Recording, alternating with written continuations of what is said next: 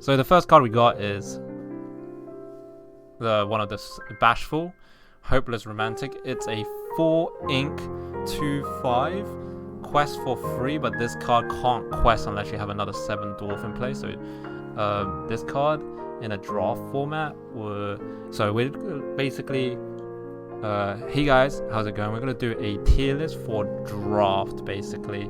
So we're going to rate these guys on how they'll be good in draft, not the actual game. We might do another one if you want to see this one for competitive play, but you know, the first week is going to be about drafting, so let's just see how and sealed format. So this card is a 4. The first card we have in the new set is a 4 mana 4 ink 2/5 that quests for free, but this card can't quest unless you have another 7 dwarf in play. So this card is actually bad for draft. Like it's got a decent stat line and it can quest a lot, but you're not likely to get another dwarf. So I think this might be a E rank card. It's just super bad actually. Yeah, I think that's just trash. Okay, the next one we have is Christopher Roberts. Whenever you ready this character, if you have 2 more other characters in play, you gain 2 lore. So in total you get 4 lore, 6 mana, so 2/6. It's pretty healthy. It does a little bit of damage, but so this guy will probably get 2 quests off before it dies, or like it needs two small monsters to hit this guy, and you need to have monsters on the field. I think this card is pretty good for draft, just like a really good game ender closer, because in this set there's not a lot of, I'm gonna actually go down for this, there's actually not a lot of like AoE removal in this set, so this guy can easily close out games. So I think this guy is pretty decent. He's got a good stat line and it's got a pretty decent effect, so I would say this card is a B tier. I think this guy is definitely E. Like there's no way that card was ever good actually, so I think this guy is a B tier.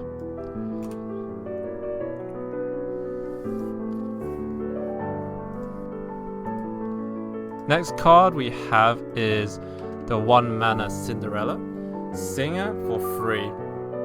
So we had another card like this in the first set, the Crab. Can't remember his name. It was a 2-drop though, and it sung a cost for free. No one used it because there was no good songs for free. So this really depends. It's got like, so a 1/1 has usually like a 2/2 stat line. So of 4 stats, so it loses 1 stat to be able to have like a really good effect, which is for this one Sing, or like it will have 2 lore, which so I think this card is actually pretty good, but in draft you might not get a free drop, and it also really depends if there's any good free cost spell songs that you can sing. So I'll just call this card's like a solid 1-drop, so I'll just say this is a C, which is like the middle ground. Like it's not bad. Like it depends. It could be a solid 1-drop anyway. So the next card is just a vanilla 7-drop. I will just call this a C tier card because it's vanilla. It's got good stat line, 5/9. It trades well. It does things, you know, not bad. The next card is Doc. So Doc is leader of the 7 dwarfs. Whenever this character quests, you pay 1 less for the next character you play. It's got 2 lore, so you want to quest with this guy, so it's pretty good. It loses 1 stat, so free. That quest for 2 usually has a free drop that quest for 2 usually has free stats. So this guy is actually pretty good. I think this guy is pretty valued, so I'll just put him on B tier because it's just slightly better than your average, because I think the effect is really strong. and this will allow you to cheat like a 5 drop out, so it helps with the curve as well. This actually might even be A tier, because I just believe cheating out like it just helps with on your turn 4 to be able to cheat out a card. So actually I might even put this as A tier, like, because it's not like a 7 dwarf limited card, so for draft it's pretty decent, I think. Next we have Dopey, wherever Dopey is. So Dopey is a free cost 2/2 that quests for 1. So we saw that last card, but this one costs 1 and it loses 1 more stat. So this better has a really good effect. So when this character is banished, your other 7 dwarf gets +2 attack until the start of your next turn. Okay, this card is bad. This card is straight up bad. It had just lost all its stats for 7 dwarf synergy. And it has a die, and they gain 2 attacks. So I think this might actually just be the first F tier. Like, it's unusable. Like, it's actually unusable because it's got no stats. It's lost all its stats, and all you get in return is basically just nothing. Like you have to have another 7 dwarf in play as well. Now we have a 5 drop vanilla card, 1/9, quest for 2. So another 5 drop in set 1, Maleficent, the blue Maleficent, has 3/6 stats. So this card, so in total it has 3/6 and it quests for 3. So it has 9 stats in total. This has it quests for 1 less and it has 10 stats. So this card is value, like it's got good stat line. However, the distribution of this card, 1 damage to 9 HP, I think is not that great. So because it won't kill anything, like I think if this had like 3 HP, this card would be good. But because it only has 1, it won't kill anything, it won't trade very well, and it's just on the board. And in draft you want to be able to trade very well, so I'm going to put this on D tier.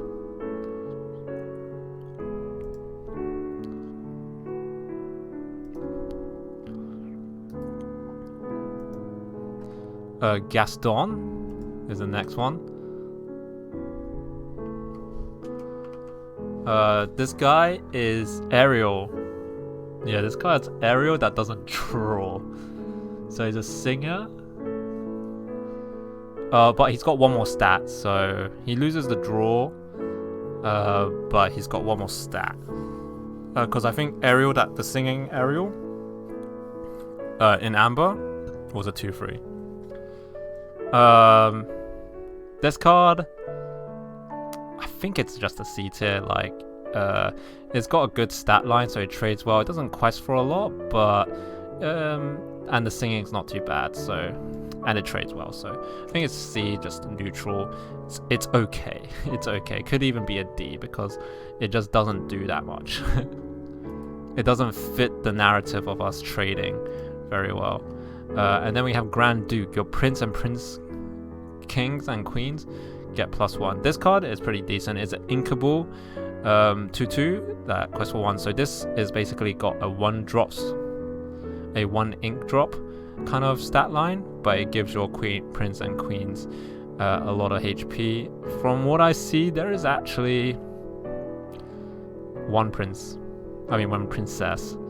So I think this card is okay, but it's like fine for a 2 drop, because 2 drop, 1 and 2 drops, if it has like okay stats, it's fine.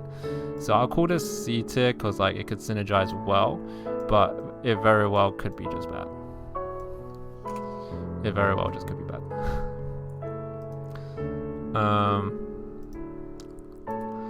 Next we have Grumpy. So Grumpy, your other 7 dwarf characters get +1 with 4 ink, 3/4, quest for 1. So this does have decent stats, and your other 7 dwarfs. So I'll say this is okay. It trades well. It's like a C. It's like not too bad. Like could be worse, but it's not that bad. So I'll just call this a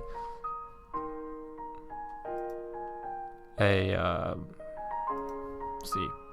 It's like not bad. It trades well. Got a good stat line. And then next we have Happy. Happy is a 5 ink 3/5. So it's got good stats and a quest for 2. It's got support as well. Would I play this on turn 5 though? Maleficent has 3/6, remember, and it quests for 1 more. So actually I think this guy's stat line is pretty bad for what it does, because it loses 1 lore and 1 more HP for the effect of support, which I don't think is good enough. It might actually just be a D, though it's fine in draft that you get it. Yeah, I think that's fine. It's a fine card, like I wouldn't be bad, but it just seems very underwhelming. Next we have King Louis. It's 3/8 for 7. So the other 7 drop we had was a 5/9, right? Yeah, it was a 5/9. It was the agent. Whenever another character is banished, you may remove up to 2 damage from this card. This card's pretty good. It trades well. It's got that free damage threshold, which means it kills a lot of things. Yeah, it kills a lot of things. It kills with it, and when another character is banished, you can just remove 2 more damage. So it constantly trades. This could be like S tier, but this is like the best card I've seen so far. It just trades really well. It's a good high drop, and it's also inkable, so you can actually get rid of it. So if you don't need it early, but for a 7 drop, this could be pretty good. It has a good effect. I might even put this for drafting. This card could be absolutely insane. So I'm just gonna put this at A tier.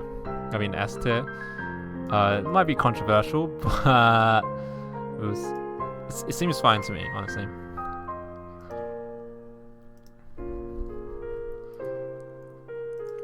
Now here we go. We have Mickey Mouse. Friendly face. It's 1/6, so it doesn't trade very well for 6. Quest for 3, so that's quite a lot. It loses 2 stats for. Oh, actually, it loses a bit more because it's a 6 drop. Whenever this character quests, you pay 3 less for the next character you play this turn. So by turn 6, right, in draft, you're probably already kind of out of cards. I'm not gonna lie, you're pretty much close to out of cards, because so if you're going first, you draw 5 cards. So you have 7, you draw 5, so you'll be at 12. You ink every turn basically on turn 6, so you'll be on 6 cards, and then you play another 6, so you're out of cards, right? So you're literally out of cards by the time you play. So you're top decking, and if you have 6 mana already, the next card that you play has to be a 9 drop for it to be worth it for you to play this. So it's actually not as good in draft, I think, and also its stat line is just kind of bad. So I might actually call this, so because basically in sealed format you want to like draw and you want to ink up and play a card every time basically, and trade efficiently. So this card actually might be bad. There was another card that was good that was earlier, which was that 7 Dwarf card. I think that was good because it comes out a little bit earlier. But this one just comes out when you have no more cards basically in hand, so it doesn't even help. So you're top decking anyway. So I don't rate that card, but I think in competitive, in constructed, I think it might be a bit better. Next card is we have Mufasa. Betrayed Leader, 3/3 for 5, so bad stat line. Quest for 2, still bad, like really bad. So it must have like some Giga effect. I mean, it's got a lot of text. So when this character is banished, you may reveal the top card of your deck. If it's a character card, you may play that for free, and they enter play exerted. Otherwise, put it on the top of the deck. So you will have a lot of minion-based cards, but this card needs to be banished first. So it's basically a cheat, like a cheat out card for 5 mana for free stats. So you'll quest with this card, so you get 2 quests on turn 5 or turn 6. It probably might never die because this guy's got the effect of cheating out a card from your from your deck, which is actually insane, which also basically thins out your deck, so you might go into it's basically a draw and a play at the same time. And there's not much hard removal in this set, I believe. I mean, like AoE and removal. So if you've been tempoing out cards, this could be decent. And then you cheat this guy out and he just doesn't die. Nah, it's just too bad, I think. I don't know. It's fine, but I don't know, like this card seems a bit. What do you guys think? It seems bad to me, right? There's like no way this card's any good. On turn 5, like on turn 6 you're out of cards, you're top decking already. Okay, I'll put this at B tier. It could be good, like you just cheat out another monster, because in draft you want to have good monsters. You're not very likely to have good spells, because spells you need good synergies with, so you need to have a good minion quality. So I'll just say it's B, because it just helps. It just cheats out a card basically, and cheating out cards is usually typically pretty good. Then we have a free drop Mulan. It loses one attack stat for this extra effect, which is support.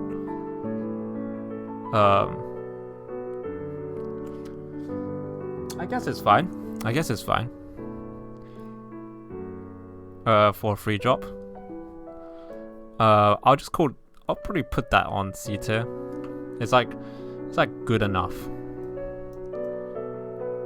It's like good enough.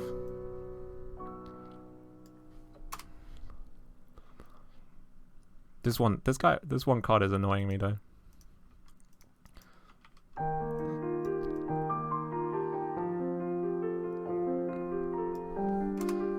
Yes. I want to snap the grid. My snapping's already on, so it's fine. Okay. Then we have the other Mulan. This Mulan's a shift for 2. So that one was a free cost, and then you shift this on 2, potentially. Shift card's not usually that good because you're not going to get the next Mulan. But you can shift it for 2. It's free for 4, quest for 2. Whenever there's character quest, you may reveal the top card. If it's a song, you may play it for free, otherwise put it on the top of the deck. Don't think you're going to get a lot of songs. I think this card actually might be bad. Like, it seems bad. It seems bad, actually.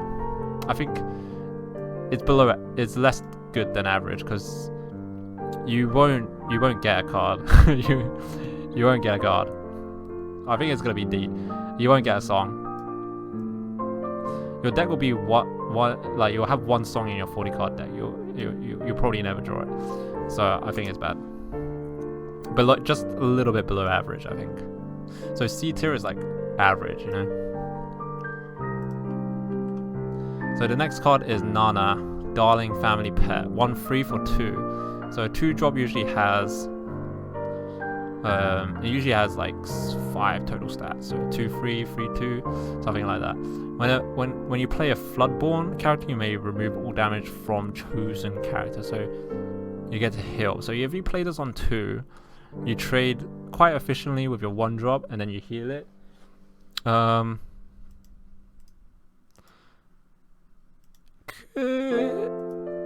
Could be okay. Could be alright. It loses 1 stat for it though, so it's average at best. But actually, you have to play a Floodborn. I think it's below, just slightly below. I wouldn't call it F tier or E tier, but it's pretty there. It's pretty close to being there. I think it'd just be D tier. Oh god, I flipped it. So right there, I think. Okay. The next card is Piglet. This is a vanilla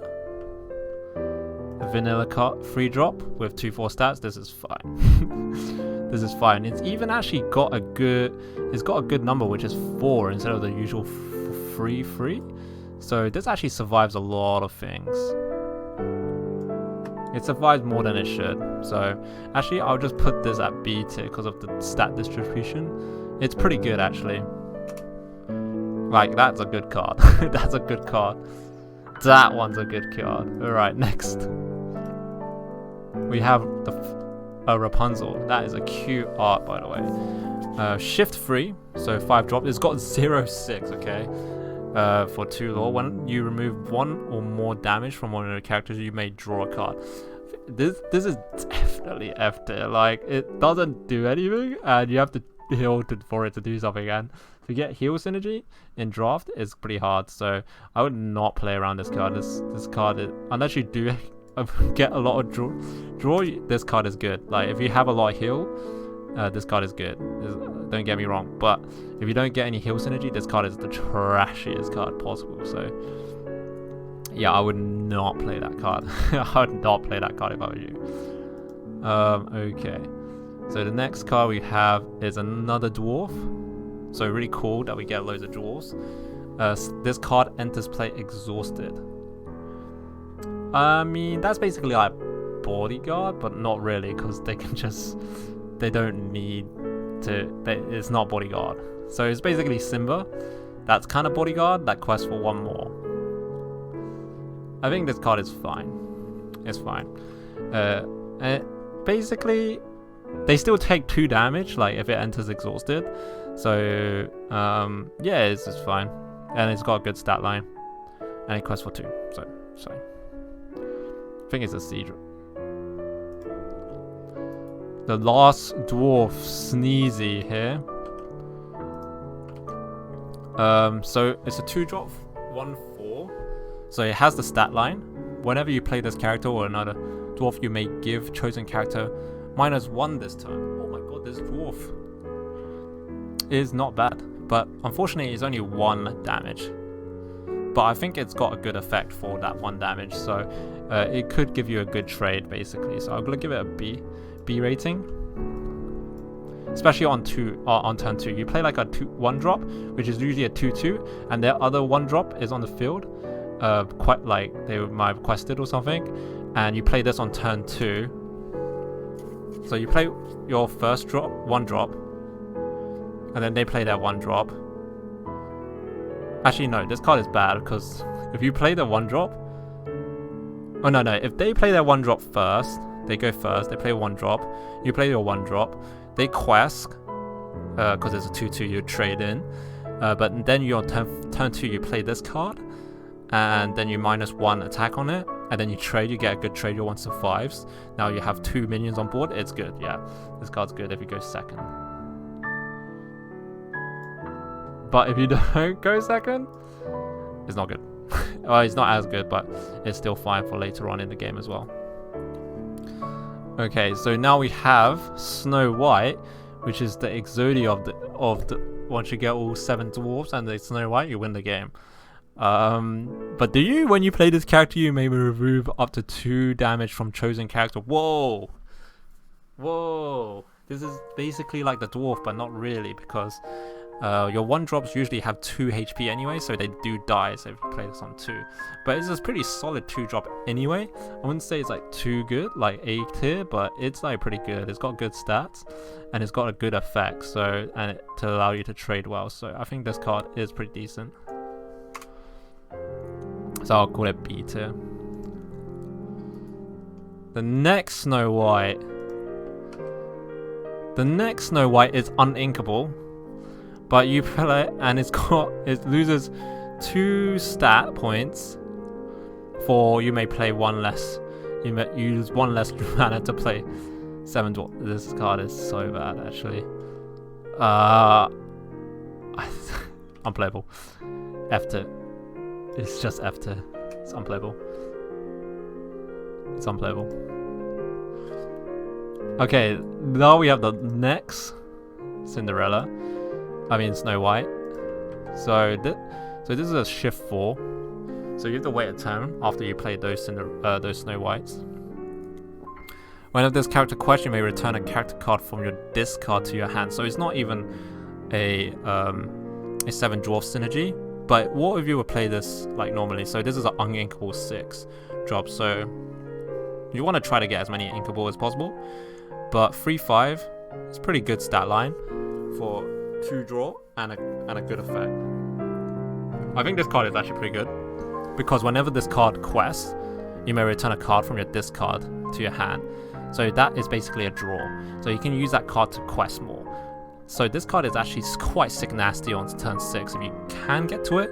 But as you know, on turn 6 you're like really close to out of mana, out of things to ink.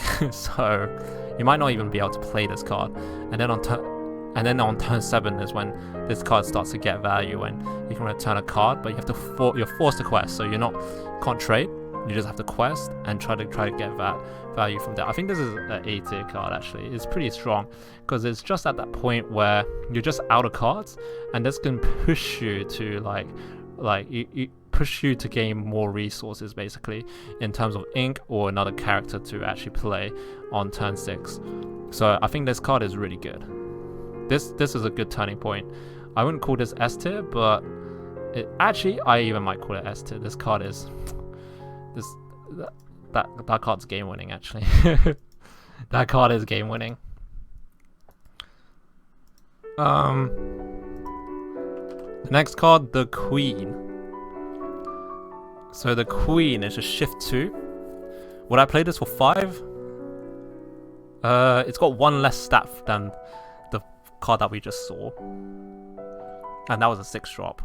But this is inkable. Okay, so it's fine. Whenever this character quests, chosen opposing character gets -4 attack this turn, and chosen character gets +4. So this card is like a giga trader, like insanely strong. As long as you have another minion on the field, because this has to quest.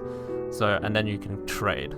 Like it's a guaranteed trade, because you get +4 damage. So anything below like 4 drops, they have free attack or less. So minimum it will have 5. So one attack +4, it'll have 5 attack. It kills everything, and they will lose all their attacks. So this card probably just wins you the game once you play it. Like I'd call this. It's not as nutty as I think this card will win the game actually. I think it might be an 8 here though. It's not as nutty as the other cards because actually it might. Like this card is absolutely insane actually. Like you'll crush your opponent with that card. They'll lose all hope of their game once you play that card because you just trade so well. And then we have the Queen. This is a 1-drop 2/2. We need some 1-drop 2/2s. It's a C. It's like decent. What can you say? It's just your vanilla 1-drop. That's pretty decent. Hold Still is our next card. 2 that's inkable. Remove 4 damage from chosen card. It's an action card. I don't think this is good. 2-drop. Your turn 2 is pretty important. You play this card on turn 2, it's pretty bad. If you get this card later on, people don't leave 4 damage on a character. They usually kill it. Once you have 4 damage tokens on a card, they usually will kill it. So this card seems pretty bad, honestly. I'm gonna put it E tier because it's kind of inkable, so it's kind of okay. It fills your deck out. Yeah, it's pretty decent. You do get the odd chance that you do actually heal something for 4 HP. But nothing has more than 4 HP, honestly. So, yeah. Last Stand. Banish chosen character who was challenged this turn. This is pretty good. It also synergizes all that like 1 damage cards. Like high HP plus 1 damage cards, but is uninkable. but it's a hard removal basically. So you just kind of take the damage, and use like 2 cards, kind of 1.5 worth of cards, because it might survive to banish a card guaranteed. I think this card is solid. It's just a hard removal. There are a lot of high HP minions as well, so as long as you challenge them, they die if you use 2 mana. It's fine. I think so. This is fine. C tier is fine, but I think it's actually slightly better than fine, so I'll put it on B tier.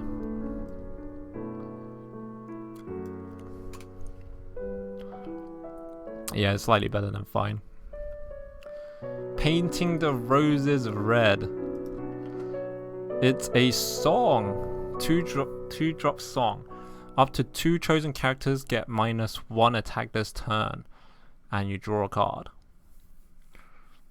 Draw is pretty good. Singing is pretty good. Drawing is very good. -1 is also good. Makes you trade a little bit better. I think this is a B tier card. It's like kind of okay. Still a song. Imagine if this had a body as well. That would be A tier for sure.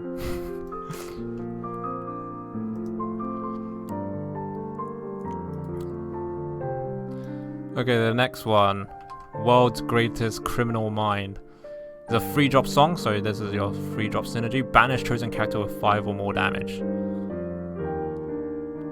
Whoa. It's pretty good. It's like Dragonfire, but only for 5 drops. It's pretty good. It's inkable as well, this one.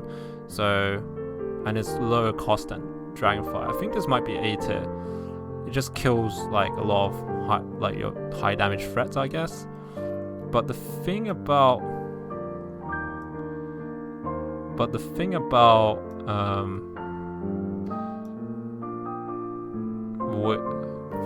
this is like we haven't seen many cards with 5 damage or more at the moment. And what's the likelihood of them playing it? I'll say it's still pretty good. Hard removal is always very good, and this is singable as well. So yeah, but like for that, what was that? That Cinderella that sung a 3-drop song. Play it on 2. I don't think you're gonna get 5 damage. I don't know. It might actually just be B tier, but it's hard removal, and hard removal is pretty good. And you know, people in draft always likes big numbers. So yeah, I think this guy might be A. This guy could be A. It's close. It's A or B. 0 to hero. You can sing it. Count the number of characters you have in play. It's unlinkable though. You pay that amount of mana less for the next character you play this turn. So on turn 2, you can play for -1. So it's like a lantern. If you have 3 monsters, it's pretty decent. You play a card. You can play a 3-drop for free. Actually, no. You play a 3-drop for 1. This card's unplayable, I think. Just curve out properly.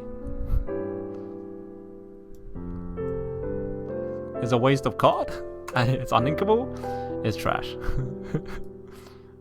There's no redeeming that card. Dragon Gem. Return a character card with support from your discard to your hand. But you need to play this card for 3 mana. It's uninkable, and then you have to tap it with another 3 mana. So it's 6 mana to return a support card. If you get a lot of support cards, this could be good. I can't rate this like unusable, because actually it really is kind of unusable. Like there was a few support cards in this set, so it's kind of usable. So E, it's like pretty niche, but usable. Let's say it like that. Sleepy's Flute. If you play the song this turn, exert it, you gain 1 lore. Like I said, again, this is like pretty niche. If you get a lot of songs, You could use this as a alternative win condition. But I feel like you just will lose if you do that. But if you get like a good draft with lots of songs, maybe, just maybe it'll be good. Okay, next card, we are actually on to Amethyst now. So when this character quests, you may return another chosen character of yours to your hand to gain 2 lore. What the fudge? Okay, so you're losing a character. Well, not really losing, you're returning it to hand. This is uninkable, it's got bad stat line, but it quests basically for free. Basically. And you don't have to always use this effect.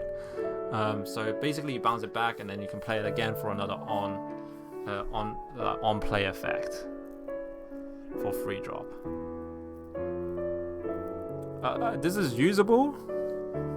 Get free lore. Just need to do this 7 times and you win the game.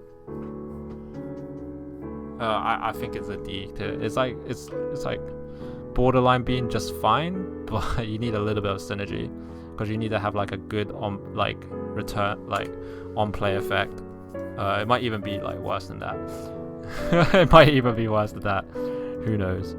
I don't think I would play it though. Evasion characters are cool. 2-drop 1/1. Whenever you play a Floodborn character, you may draw a card. That's pretty good, but I've not seen a Floodborn character at all, actually. Have we seen a Floodborn character at all? But Cinderella, the Queen. We've seen like another one, Mulan. I think this card is good. Like it's evasive. Like evasive in draft is pretty strong. Anyway, so I would actually call this B tier. And you draw a card when you play it, so it can't be too good because you actually might not get any Floodborns. We did not see that many Floodborns. I think we saw a fair few, but I think this is a B tier. So yeah, I think it's fine. It's a decent card, but need a little bit of synergy for it to work its magic. But evasive and questing and drawing is pretty good. Nice. Chip the Teacup. This is S tier. So good. It's so good. The art is really good. So one drop 2/2. No, but seriously, there's another one. It's just got good stats, like normal stats. It's fine. C tier.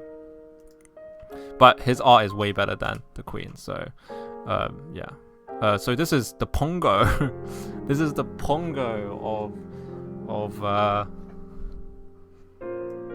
of this set. Literally. Actually, no, it's worse than Pongo. It quests for 1 less. I was gonna put this B tier, but it quests for 1 less than Pongo. What the hell? Yeah, but it's fine. I'm gonna put a D tier though, because it quests for 1 less. For 4. I mean, it does kill a lot of things with the 4 attack, but it also dies to everything as well. Kind of. So you don't really want to it doesn't do its job properly, basically. Basically, like these evasive, you want to quest with them. So having that as a 1 lore, not very good. 4-drop 3/4. Now this is a 4-drop challenger plus 3 damage. So this is a 6 damage card. It's pretty good. Trades well, and yeah, I think it's fine. This card is fine. Really good. It's got loads of stats. Loads of stats. I think it's a B tier. Fairy Godmother. So Maleficent style stats, 3/6, loses 1 lore for 1 extra HP. I think this stat distribution is even better because it actually might even take 3 hits to kill, because a lot of things have 3 HP or less. So it actually might be B tier in my eyes, because so if you take 2 damage hits, you get 1 more HP left. So it's pretty good, I think. It's pretty good. If you take, it takes like 4 hits of 2 damage. Yeah, it's super good, I think. Not super good, but it's fine. Like, on the better side of average. Okay, this is a shift 2, 3/4. So it's a 2-drop 3/4 basically. But would I play this for 5 and then quest for 2? While there's character quest, your characters gain challenger +3. Your characters, when this card is banished in challenge, return this card to your hand this turn. They get +3 while challenging. Wait, what? What does that do again? Whenever this character quests, your characters, so like all your characters gain challenger +3. So all your cards get +3, so they trade well after this card quests. Okay, this is pretty good. And when this character is banished in a challenge, return this card to your hand this turn. So it's reoccurring.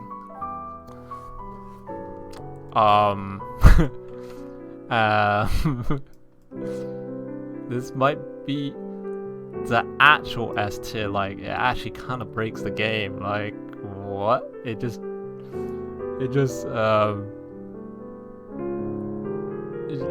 trades so well, and it comes back. Like, what? Seems pretty gnarly. Like, another fairy godmother.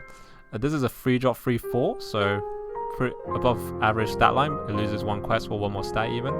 Whenever you play a character named Cinderella, exert a chosen character. So this allows you to like hit a card,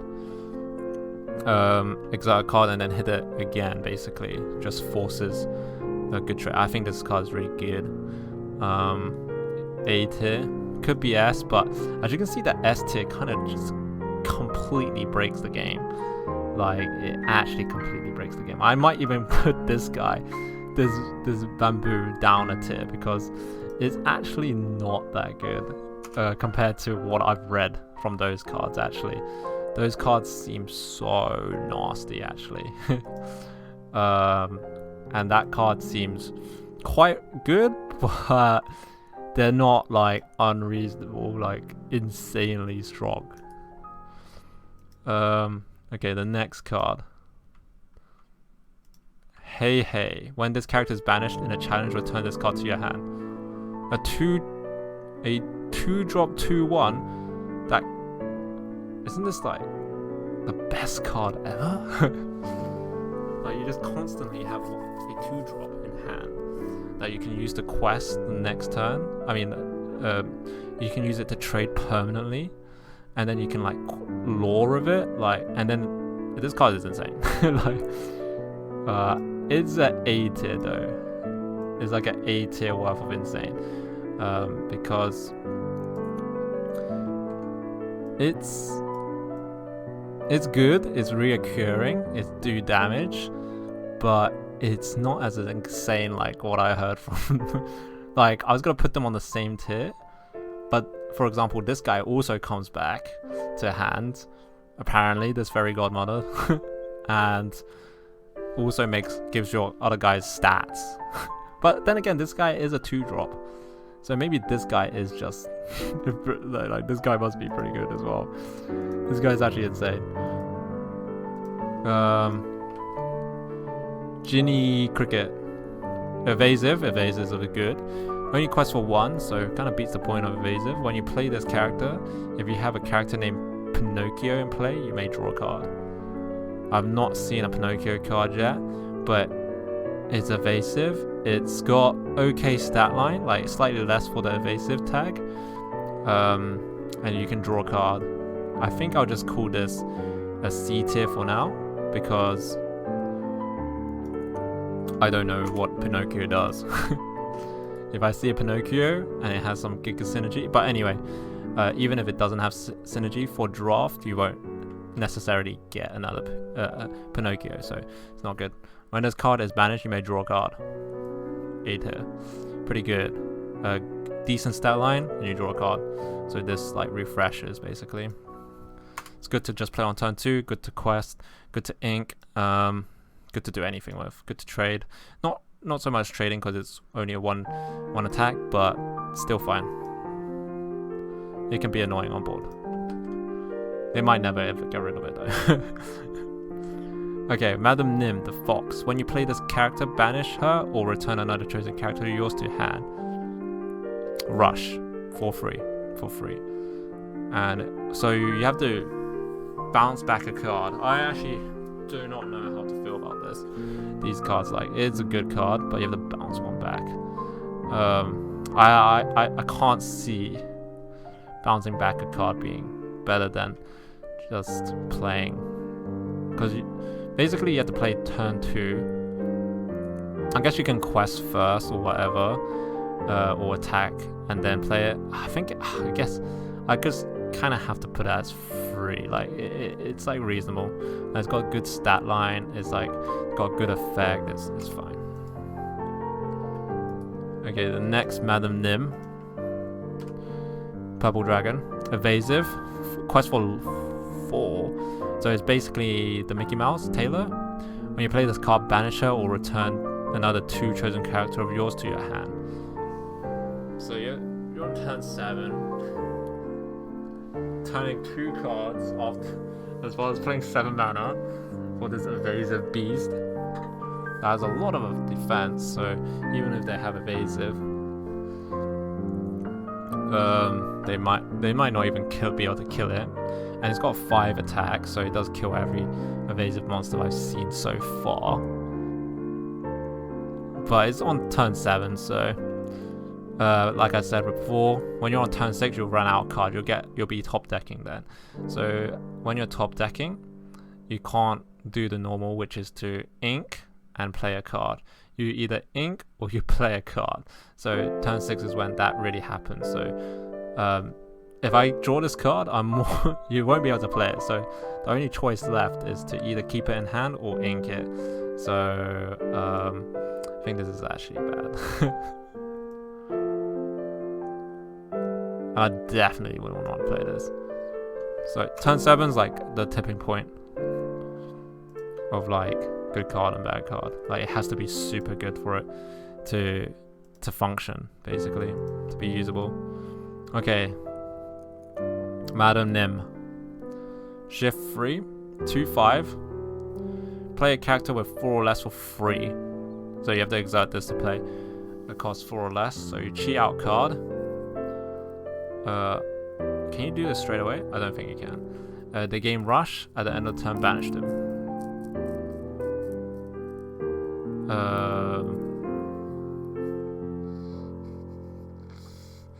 It's got good stats for a 5-drop. It's got even better stats for a 3-drop. And it quests for 2, but you're more likely to use the effect, which is to cheat out a 4 cost or less, which you will have a lot of. And they gain rush, so you can trade straight away. I think this card is fine. I don't think this card's that good. Might even be less. Like you cheat a card out, but they die. So they die anyway. So it's like kind of like you're in a dire situation. You need to kill it. You need to like clear the board. This card's good for it. But we don't want to be in a dire situation. We want to be in a good situation already. I guess this also kind of helps you in a good situation, because you can just make good trades. Actually no, it'll be bad because they'll be the ones trading into you. Yeah, it's okay. It's slightly worse, I think. Snake form. When you play this card, banish her or return a chosen character to your hand. So it's a 2-drop, but it's got a 3/3. So this is basically a 3-drop in a sense. So you play 1 drop, and then you play this on 2. You lose that 1 drop after you quest with it or something. You get a 3/3 stat. So it's earlier 3-drop. It's fine. it's like reasonable. Like there's nothing crazy about this. Like I think this one is actually decent compared to the ones that the other ones that you have to return a card in hand. So I think this one's actually playable. Yeah. Like you can do 1 damage quest with your 1 drop and then play that card. So pretty reasonable.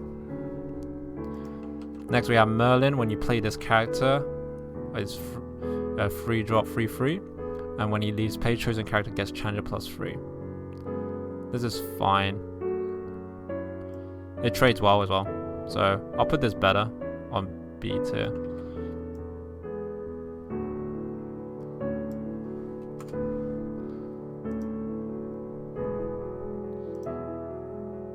It's pretty good. Next card. The GOAT. Literally the GOAT. When you play this card, and when he leaves play, gain 1 lore. So you gain 2 lore, quest with him, 3 lore, you trade with him, still gain a lore. This card's good. This card's fine. This card's really good. It trades well for a 4 drop as well. I mean, and you also get closer to your win condition. So I'm kind of on the border of A to B. I'll put this on A. Like, it's pretty good to just close out games. Play him, just gain a lore, win the game. Kind of, yeah, it's fine. Yeah, it's really good. It's really good. The rarebit. The rarebit. When you play this character and when he leaves play, you may draw a card.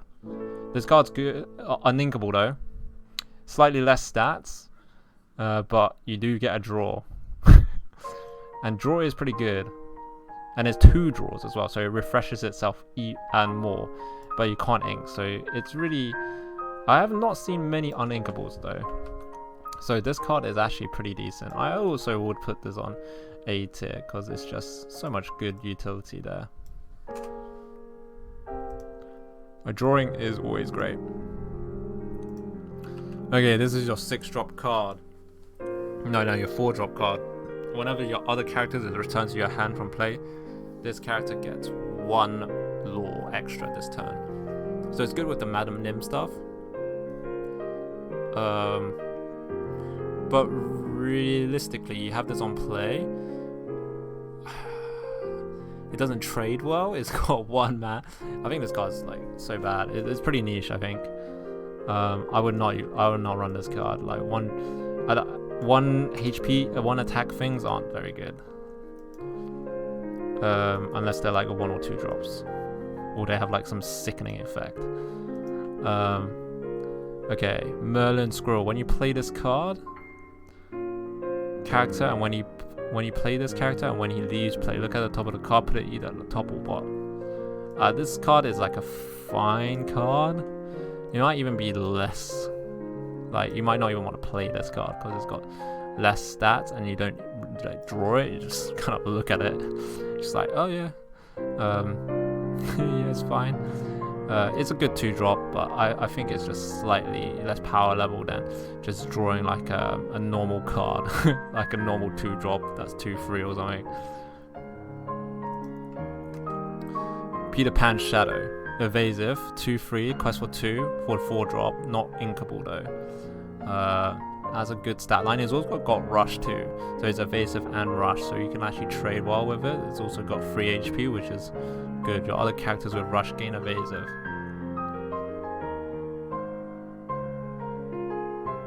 I have not seen another rush card, I don't think. But this card is really good. It is really good. It trades well and it does what you need from evasive, which is just stay on the field and slowly quest away for 2, basically, and it's got a good effect. And wait for them to panic. Oh, here we go. This is the first Pinocchio card. Here we go. So it's a 2 drop uninkable 1/1. So it's kind of like Lilo, but it's the 2 drop and it's quest for 3. I don't think you want to play this card. On 2 drop, you need to basically win the board to have a good chance. So I think this is it. It's fine. You get 3 lore. But I think it's E. It might even be D. But I'll just call it E because I don't think I would play this unless I had like some super aggro deck. Winnie the Pooh. 5 drop. 5/5. 2 quests. It's a vanilla card. It's got decent distribution, high attack on the higher end of the attack side, so it definitely guarantees a kill, but it's just too normal, I think. So I'll just put this C for a 5-drop. It's just too regular, bro. It's just too normal. Okay, Yzma. Shift for 4 is a 6-drop 4/4. Yep. When you play this character, shuffle another chosen character into that player's deck. That player also draws 2 cards, so they get a +1 card advantage, basically. Do they? So they lose a card on the field. It's like a removal, yeah.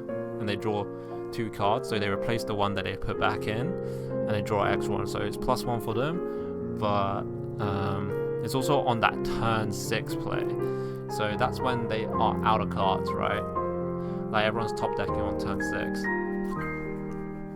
I think this card's like quite good, actually, because they're top decking. You just gave them an extra card, like whatever. They might ink one more card than they would, or play like a nicer card. But you have the tempo, so I think this card is fine. I think it's A tier for sure, because you have the tempo, and at turn 6 you're like, that's like the game winning position, basically.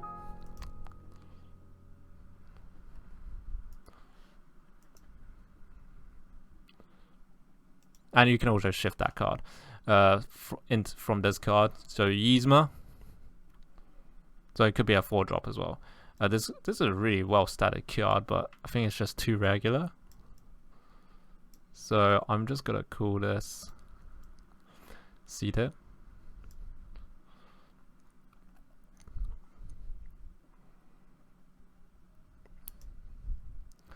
Where did my music go? It turned off. It's been an hour already. Jesus, that's a lot of reviewing.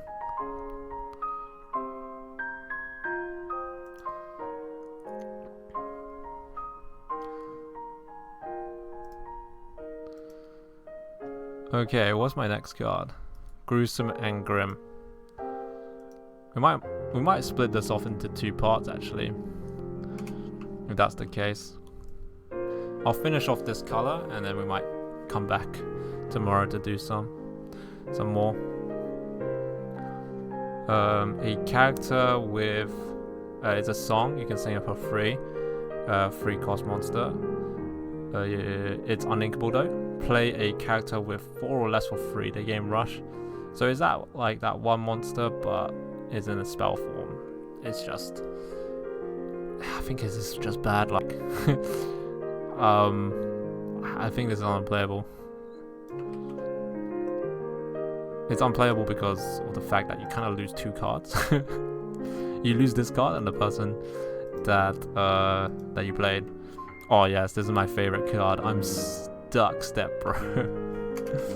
I'm stuck, step bro. Chosen exerts a character con ready at the start of the turn. It's inkable. It's okay. It just means that they just can't do anything. They're like Giga Frozen. It's kind of like Elsa. It's fine. It's inkable. I would play this card if there was nothing better. Like it's a pretty decent card. Just slows them down. You gain tempo for a turn. It's fine. Then we have Legend of the Sword in the Stone. Chosen character gets +3 this turn.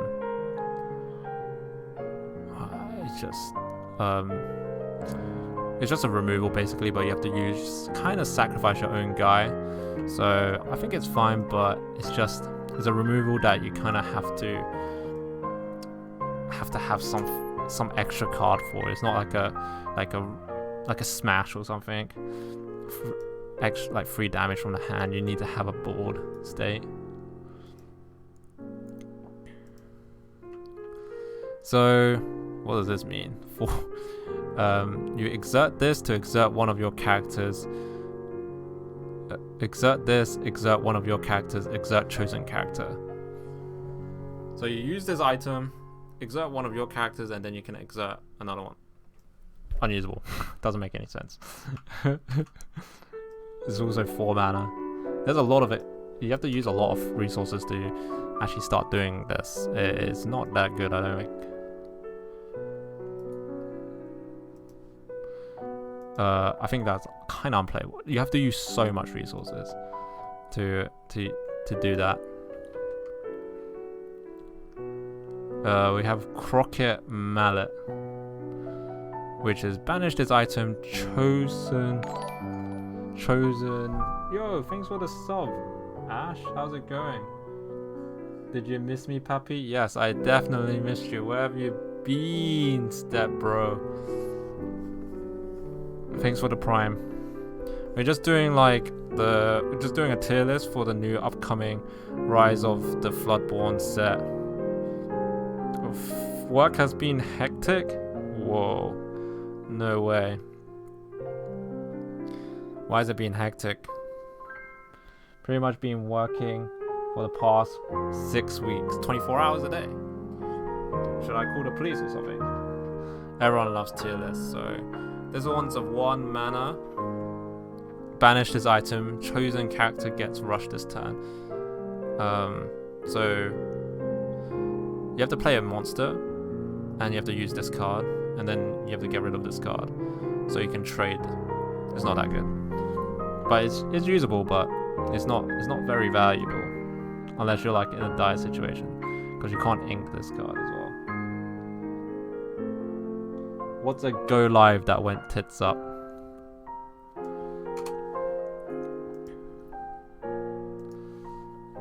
And then the next card, we have Perplexing Signpost. Banish this item, returns chosen character of yours to your hand. What? What's a go live? Like a Zoom call? So you're saying this card is saying I have to use 2 mana to play this card, and then I need to banish this card, so I lose it forever. Where items kind of, you know, stick around, and then it returns one of my own characters. This is unusable, man.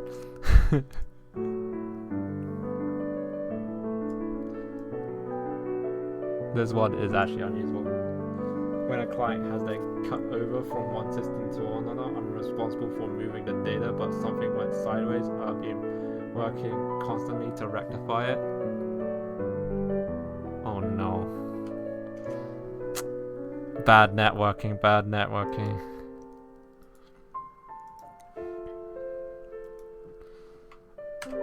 Okay, next one. And have you fixed it now?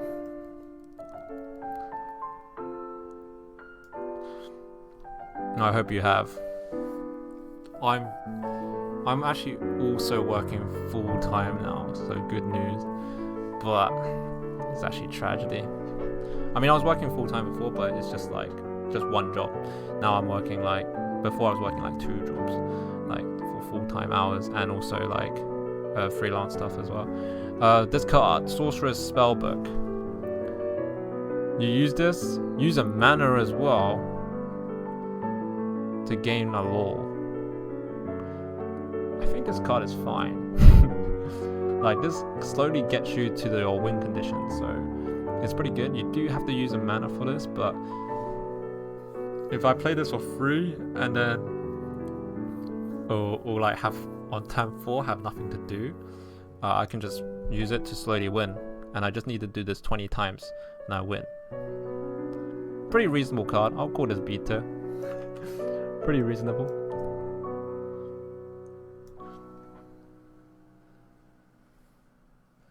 Full on grown up now. You have become a wage cuck.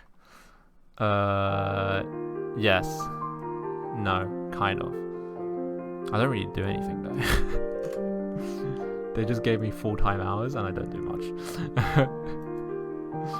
Which is funny. Okay, moving on to green now. We have Arthur, Trained Swordsman, 4-drop for 4-free. Quest for 2. That's perfect. Steel Wage. Yeah, I love Stealing Wage. The client... You haven't finished it yet. The client had a ransomware attack, so I haven't had to work on it for the past 10 days. Perfect. Perfect.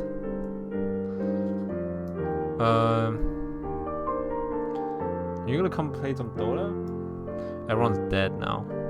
because of you. Again, Ash. This card is this card's like fine, right? It's like a vanilla card. Like, can't be better, can't be worse. It's fine. Trades well for 4-drop, and it quests for well as well. Oh, not again. Yep, Mario's gone. The Beast. 6-drop. Whenever an opposing character is damaged, you may ready this card. Jesus, that's absolutely insane. Like, you can just like straight up win with this card. Like, you have, so you're on turn 6, so you have 5 other cards. Let's say you're like, yeah, so let's say you're like on turn 7. This card's ready to be used. You have 5 other monsters, all like free. You just kind of trade in, just kind of damage a card. I mean, you quest with this card, trade in 1 card, quest again. You get 8 lore. This card's insane. This card's actually insane. It is on the 6-drop, and okay, you don't even need a quest with this card. This card can also just trade really well with a 4 attack and 5 HP. It gets off at least 3 attacks on minions, on average size minions before turn 6. It's pretty good. I think this card might be S tier. Card seems pretty gnarly.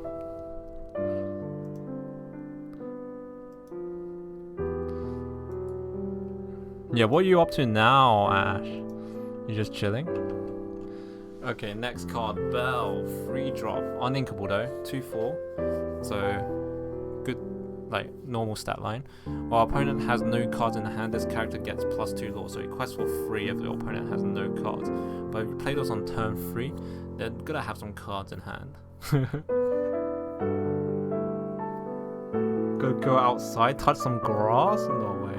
I think this card is just slightly worse than average because it's just the effect needs your opponent to have 0 cards on turn 3. Of course, if you get this card later, it's fine. They most likely will have no cards, especially in sealed formats, but it's just low power. Touching some grass. That's good. What about daughter? 5-drop Bell, uninkable. Quest for free is a free. Also, it's a shift free. So if this was a free drop, it's very good because it quests for so much and it's a free drop. Whenever this card is challenged, the challenging character's player discards all cards in their hands.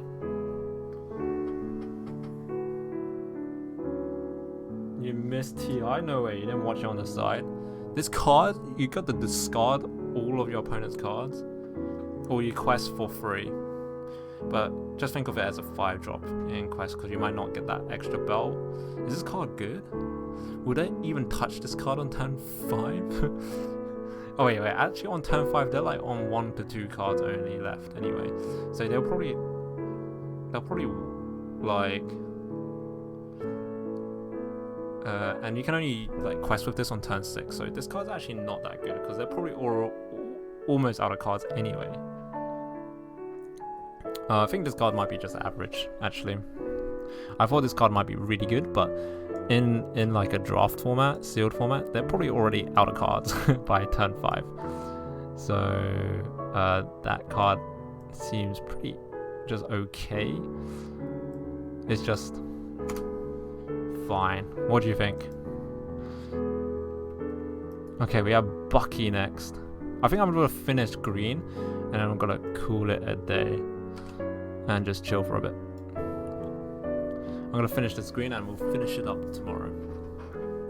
Has potential if you can get it out turn 4 on top of bells. You can actually get it on turn 3 on top of other turn 3. Yeah, you can get it on turn 3. It's a shift 3, right?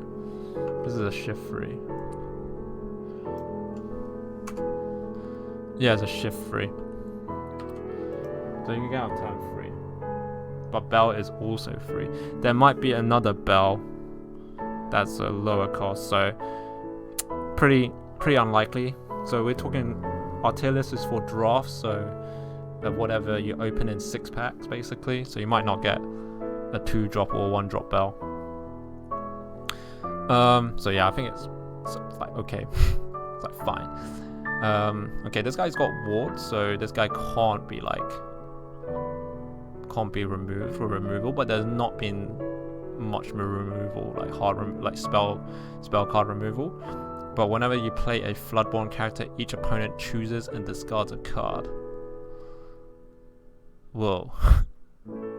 Each opponent, so that's not including yourself, there's just opponents actually can play this card. Actually can play against multiple opponents. This card's fine. It might be a bit toxic, I'm not gonna lie. Like, you play this on turn 2, turn 3 you play a Floodborn, they lose a card. This card's pretty naughty. I'll just call this I'll call this B-Rag. It's like it's 1/1, so it dies quite easily. But you might not even want to just quest or trade with him. Just keep him there, wait for a Floodborn. Actually, it has to be C, because you might not get a lot of Floodborns actually. But that was a good pun, right? He's holding a nut, and he's nutty. Cheshire Cat, 3/2, vanilla. It's fine. Good card.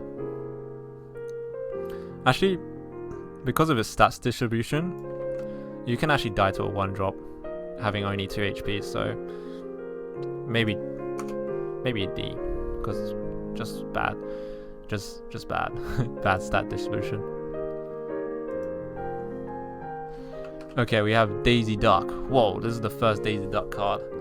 Her hair is sticking out her hood in a really bad way, actually. Minus points. Whenever this character quests, each opponent chooses and discards a card. It's a 4-drop, interval 2/3, quest for 2, and you just discard a card. This is like probably the most, like, this is the most guaranteed discard of a card possible. It's got bad stats though, so it will probably die on turn 4 or turn 5 when this card will be able to quest. But it will quest for 2 and they will lose a card. I think it's better than average. It's got a decent stat line for what it does as well, which is absolutely insane, which is discarding. Discarding cards is absolutely toxic. So I think it's a B tier. Next one, we've got Perfect Gentleman Donald Duck. It's a 4-drop, 2/5.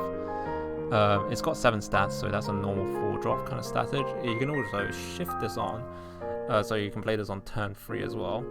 Have I seen another Donald Duck? I don't think so. At the start of your turn, each player may draw a card. At the start of my turn, everyone draws a card. But my opponent also draws a card. Is that good? If he leaves this up, well, it's basically everyone gets to draw twice. It's kind of even, but like if they don't kill this card, you quest for 2, and it's got good stats. Oh my god, this one's hard. This one's quite hard. I'll say it's good. I'll say it's good because, you know, maybe your opponent's bad and you choose bad quality cards, and you have good cards, so your draws are just much better than the opponent's, right? That one's a hard one, honestly. Okay, we have another Donald Duck, Sleepwalker. This guy's got 0 attack though. Whenever you play an action card, this character gets +2 this turn. I think this card is actually unplayable because anything with 0 attack doesn't trade very well. So, and you're not very likely to get action cards. So this guy's probably F tier. Because all the action cards that I've seen so far seems pretty bad.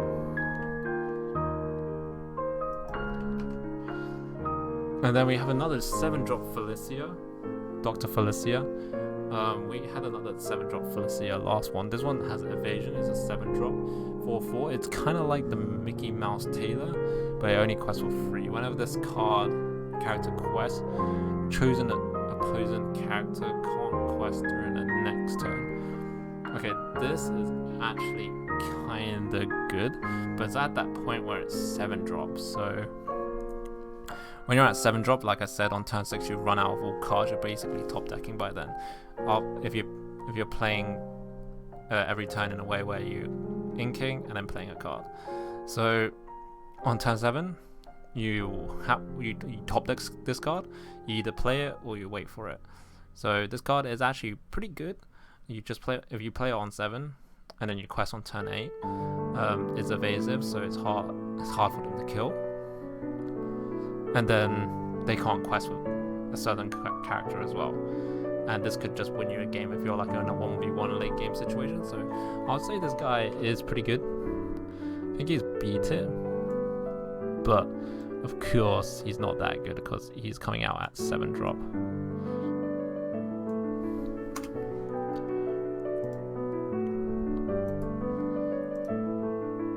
The next one we have Enchantress. It's a 2 mana 1/1 that quests for 2 while being challenged. This character gets 2 attack. I think this card is quite good. It's basically a free one. You always want to quest with this card, and yeah, this card's fine. It trades literally for everything as long as you attack, but it also dies to everything, so it might even die to a 1-drop. So I think it's just normal. A regular card. Put this in.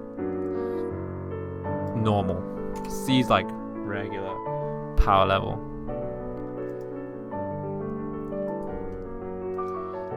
Okay, next we have Flynn Rider, 1/3, vanilla 1/1. But this, I know I said earlier that 1 attack is bad, but this is a 1-drop 1 attack, so it's kind of fine, and it's also got 3 HP, so it pings for quite a lot in the early game, so it's fine, and it's also inkable, so it's just kind of average. And then we have a Flame Rider that can shift for 2, so you can shift this onto the other one, onto that 1/3, which is actually insane.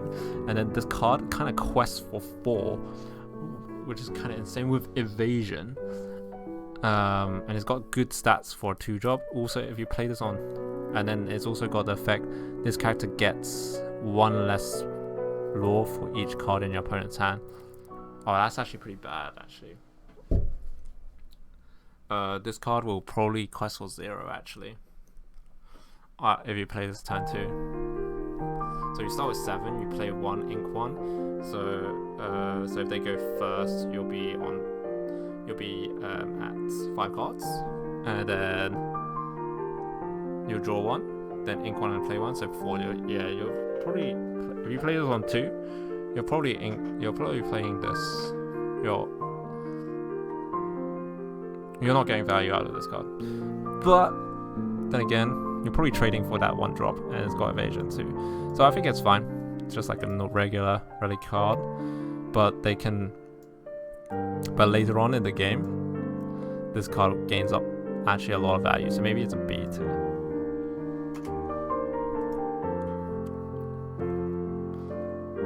Okay, the next card. Oh yeah, so what are you gonna do about your client that you haven't fixed this thing for yet? Are you gonna like deal with him a bit longer, or you're just gonna pass it on to someone else, or what's happening? Okay, so this guy's a 2-drop 1/3. While 1 or more opponents have no cards in their hands, this character gets +3 damage, so it's a 2-drop 4/3. But it's at 2, so they're probably likely to have cards in their hand, and yeah, it's inkable. It's fine. Like, it's like an average card. If you get this later, it's a bit better. It kind of turns into a 4-drop kind of worth of stats, but not necessarily as well. Yeah, I think it's just average.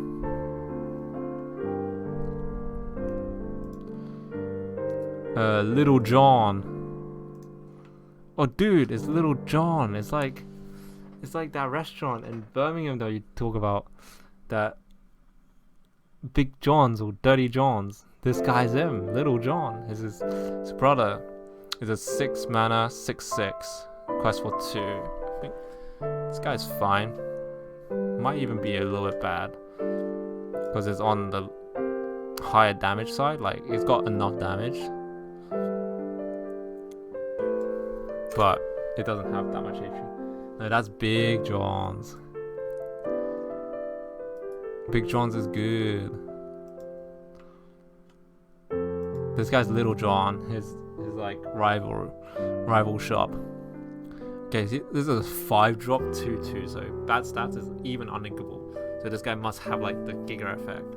When you play this card, each opponent chooses and discards either 2 cards or 1 action card. Whoa. This guy is toxic. This guy's literally delinquent duo. Damn. This card is actually super toxic. Would I play this card at turn 5 for them to discard 2?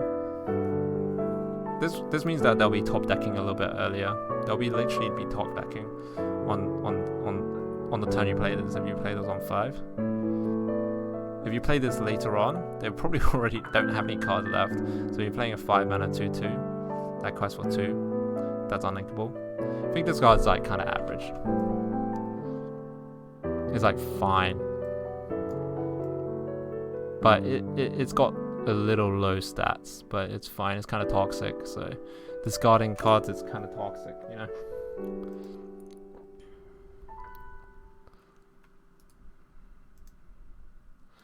Next card we have is Pain, Underworld Imp. Oh, this character has 5 or more attack. He gains +2 lore. So you need a lot of support cards to make this high attack.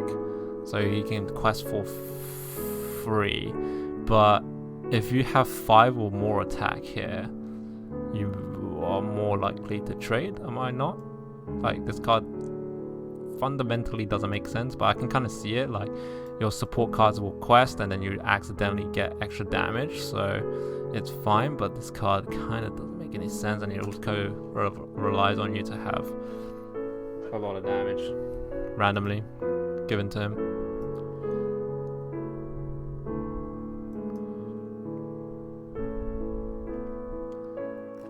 Oh no. Where was I up to? There we go. Panic. 2-drop uninkable.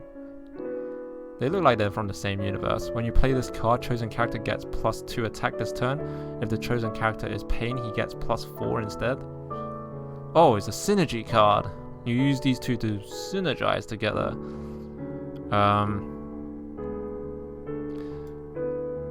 But you only get it this turn, so it's only one time kind of thing.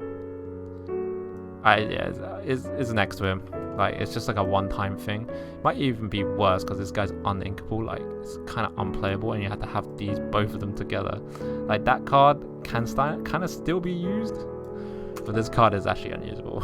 Like, even more unusable.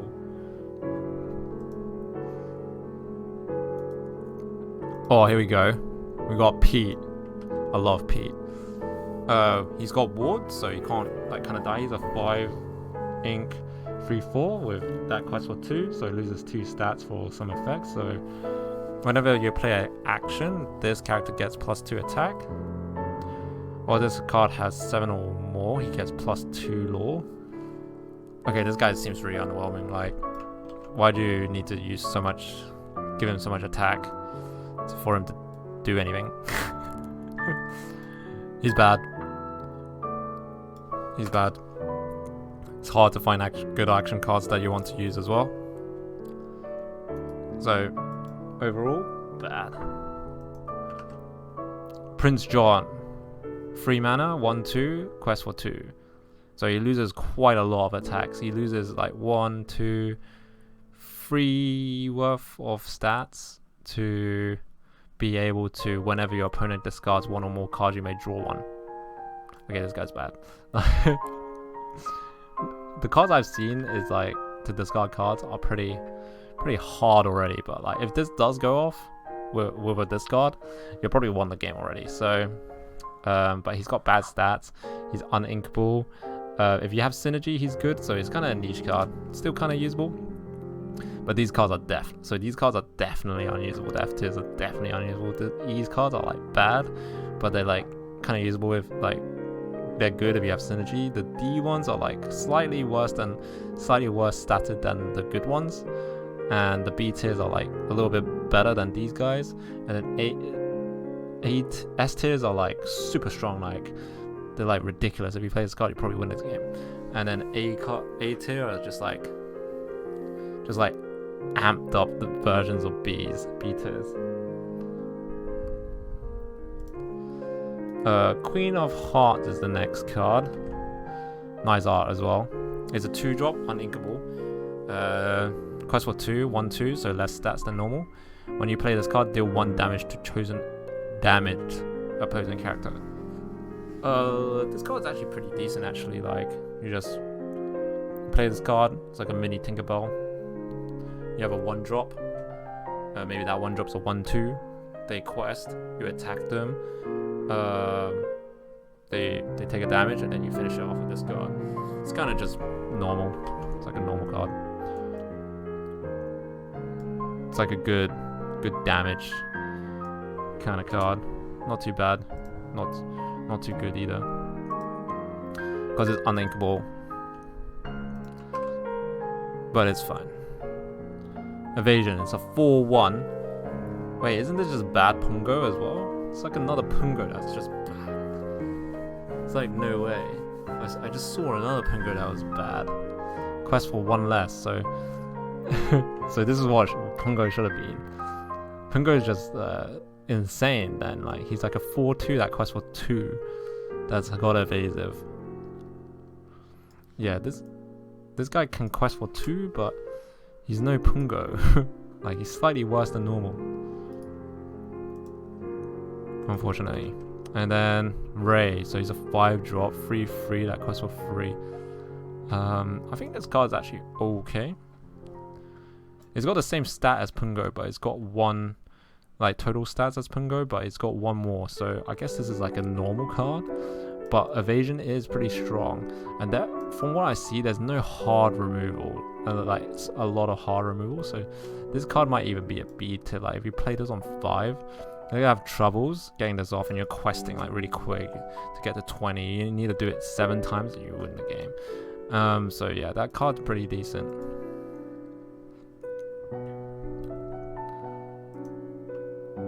Next card is the Queen, Disguised Peddler. 3-drop, 2/3. So you can exert this card, choose and discard a character card, gain lore equal to the discarded character's lore.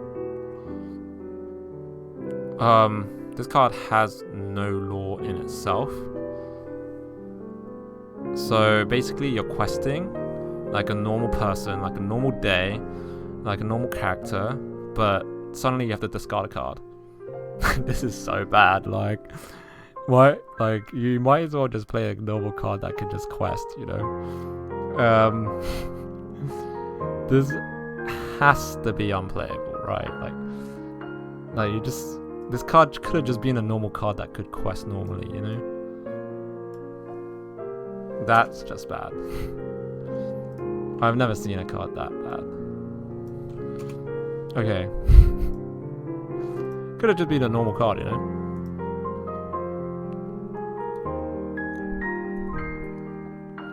Okay, we have Tiana. This Tiana is a 5/3, so it's got opposite stats to Maleficent. And it also quests for 3. But because it's got opposite stats, this really does die to a 2-drop. Like, it could die to a 2-drop.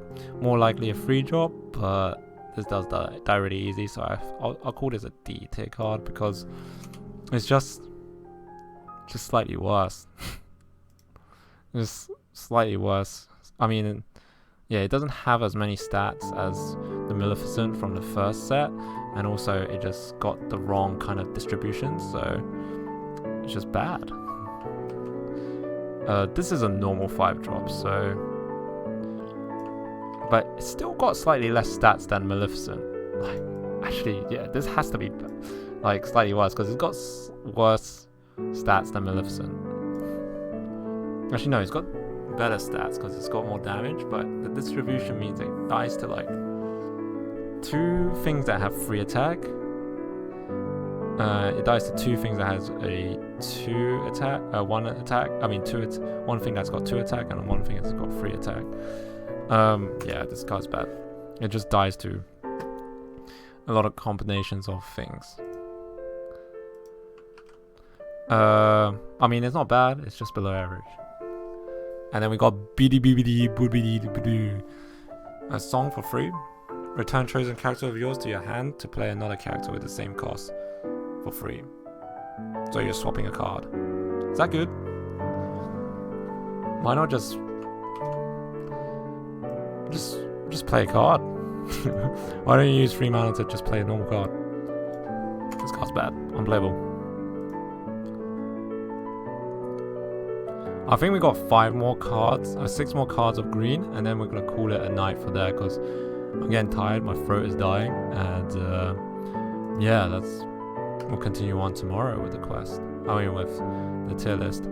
Okay, next one we have Bounce. Return chosen character of yours, so return one of your characters to your hand to return another chosen character to their player's hand. So you're gonna return 2 of your guys, with 1 of your guys and 1 of their guys. This is obviously like okay. Like you trade a guy. I mean, like you damage a guy, like you kill a guy, bounce it back, and then you get a guy, your guy back at 4 HP. But you have to use an extra mana, of course, so this is bad. Of course. I think it's E tier. Like you have to sacrifice a lot of things for that card to be like functional. Can save a damage card, exactly. Can save a damage card, but you're using this for 2 and it's uninkable. Like not strong, not unplayable, but pretty close. Hypnotize. Opponent chooses and discards a card, and then you draw a card.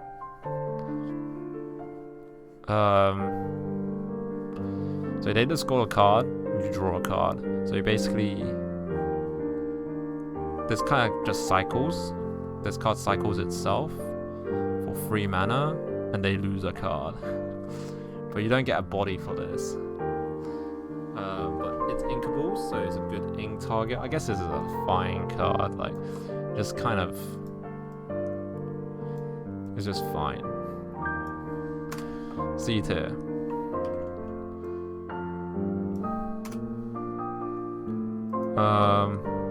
Improvise is the next one. So chosen character gets +1 this turn, and then you draw a card. So it cycles itself, and you get to draw a good card. Well, that's a pretty decent action. Like, it's not too bad. It's like C tier. It's like draw is always good, and trading is always good. So it's like a normal card. Might even be less because it's not a body, but I guess it's fine. Sometimes I think it's fine. Oh no, my tier list is going out of the screen actually now. We might need to zoom out a little bit. Hopefully not. Gain 1 law for each damaged opposing opponents have in play. So this is at best like a 1 or 2 law, because if your opponents have damage cards, you most likely want to kill them as soon as possible. So you play this card on turn 4 instead of playing a monster, gain a few law, and then you're like, crap, this is, why did I not play a 4-drop? Because you're like trading all the cards, and then you have nothing left, but you gain a few law. So it's fine. It's an E tier card though. Like, you could have just gained that law with that new monster that you played, basically. It's not unplayable because it's inkable.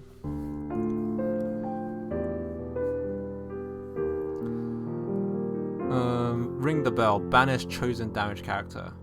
This is good. It's hard removal.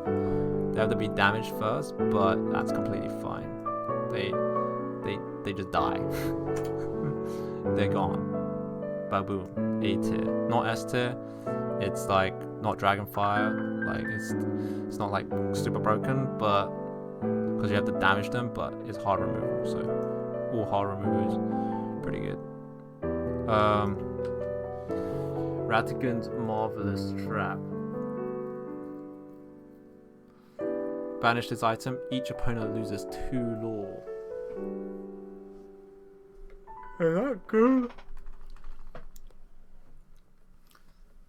You use this card so your opponent doesn't win, potentially. Or you could have played a free drop and quest for 2. Yeah, this card's bad. It's also uninkable. It's fine. Like you can run this card if you don't have anything else, but I think this card is bad because you could have just played a monster. And that's it for. So this card, Baloo, pretty good card. For free 3 mana. Quest for 1, but it's got good stats. It's got more stats than if it was the quest for 2. But at the same time, still dies to a free attack thing. So I think we're gonna put it at. Actually, I can't put it at D. It has to be C. It has to be C, I think. I think I need to like extend my canvas a little bit. Actually, we need like a bit more space. There we go. Oh yeah, we have some weird background going on here. We need to change the background. There we go, much better now. There we have Tesseract. You're both studyholics. I can't believe it. I cannot believe that. How can that be? How is that possible? Okay, next card we got a 2-drop 2/3. This is actually well statted. I think it kills every 1-drop possible. And it survives most 1-drops as well. So I might even rate this quite high. It might be slightly better on the B tier. It's not like kind of crazy. It can't be. It's just a normal. It's a vanilla card. It can't be any good. But like this card's pretty decent. You have tests during Christmas? By the way, that's kind of crazy. But it's really nice. But first things, what's a girl? So this guy's a 5-drop 5/5. So another 5-drop card that quest for 2 is the one that breaks item. This card is pretty good. It doesn't trade as well. It trades like high cost things well. I can't put it lower than C, but I can't put it better than C because I think if it had like 1 less attack for like 1 more HP, it would survive a lot more things. So I would just call it just C. It's pretty good. And it's pretty good. Next we have Donald Duck. He's evasive. This character gets 1 lore for each damage on him. So he's a 5-drop 1/5. At best he quests for 5 at best when he's on 1 HP. He doesn't trade well. He's evasive though, so he kind of does. He can choose his trades, kind of, as long as they don't have evasives. And so you can actually get him to like low HP, like 1.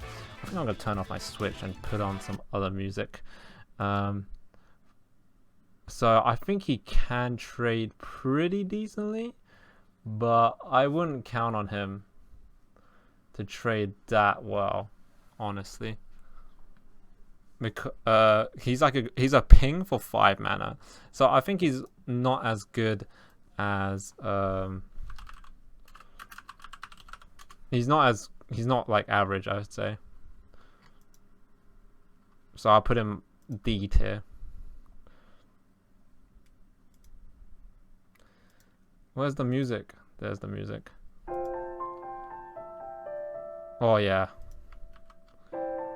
We got it. So D tier. He's not unplayable, but I think he's like not as good as that can be. Next card is Felicia. This card is actually kind of bonkers. It actually trades for a free drop, this guy, like potentially, but so if you drop him at 1, it obviously trades for like, it might trade really badly to like a 1-drop 1 or like a hey that returns, but this guy is pretty good. It actually kills everything. It's like scales pretty strong to the late game. It's different to 1-3 for 1 ink, because this guy can actually kill like lots of high drop cards. So I'm actually gonna rate this a little bit higher. The only problem that with this card is got reckless, so you're forced to trade, but like you actually have to trade, and you can't end your turn until you hit something, if you can hit something, which is kind of crazy, but it's fine.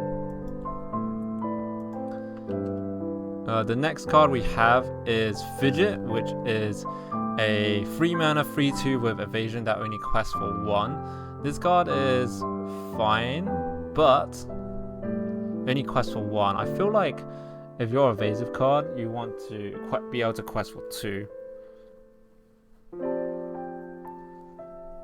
Because if you quest for 2, the opponent's under pressure. So basically, this guy lost a lore and a stat point for evasive, which I don't think is that good. So I'm gonna put him on D tier.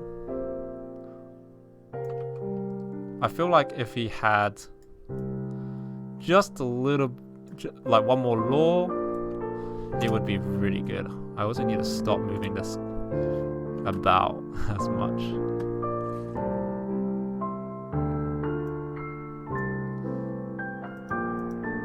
I need to undock this. Maybe that looks better now. You guys have tests at Christmas though? That's kind of annoying. But you get to hang out at Christmas, so it's nice. Honest John is the next one.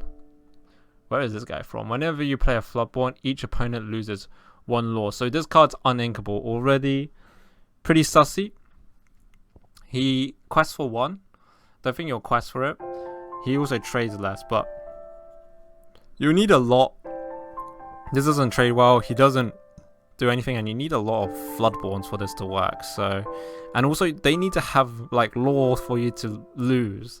So I think this card might actually be unplayable. It's like really synergistic, kind of very niche. So I think I'll call it E tier. It's like really niche. Doesn't trade well. Doesn't ink. That's massive problem. Next we have Lady Tremaine. What did I miss? I had to go get dinner. What did I miss? Oh no, I would just switch to making some tier list, finishing up the tier list. I was just asking, you guys have exams during Christmas? But then again, you get to go to Christmas. Maybe, why don't you guys try ice skating? Ice skating is pretty fun. So you can shift this on, which is a 3/4, which will be great. Is uninkable. So playing this for 4, you get a 3/4 that quests for 2, which is already quite a decent value. Like that's normal stats. But then he has ability, when you play this character, each opponent chooses and banishes one of their characters, which means it's a banish with a body, but they choose what they banish if they have more than 1 character. So yeah, have you been ice skating? It's super fun. I love ice skating. I went with my girlfriend recently, and she fell over 4 times, and I laughed. It was pretty funny. But even if you play this for 6 mana, I think it's really good because it's just it's just hard removal with a body. Even though it's uninkable, this is like probably like your late game card, and it just kind of works as a late game card as well. So it's pretty good. I'll call it A tier. I was gonna put it S, but I don't think this card is like as OP as the ones that I put up there. You think you'll be the one to fall over? Have you been ice skating at all? What you got for dinner, by the way? Okay, now we have the Lady Tremaine, so we have something to shift on to. And what this card is a 2/2 for 2, so this has got like 1-drop stats, and it's uninkable. When you play this character, each opponent with more than 1 law loses 1 law. So it's like Aladdin. It is pretty much Aladdin, but Aladdin was 1 mana. I mean, 1 mana more. So it's okay. But it's not that good. It doesn't trade very well, and they need to have a law for them to lose for this card to actually work. So I'll put this D to. It needs a little bit of synergy.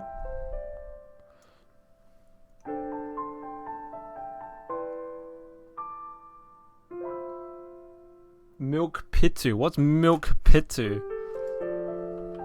Milk Pitu. Did I spell that right? Healthy and tasty.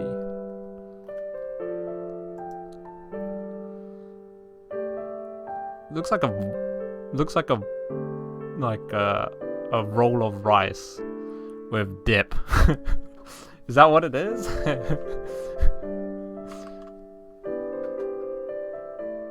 It's Pitu with.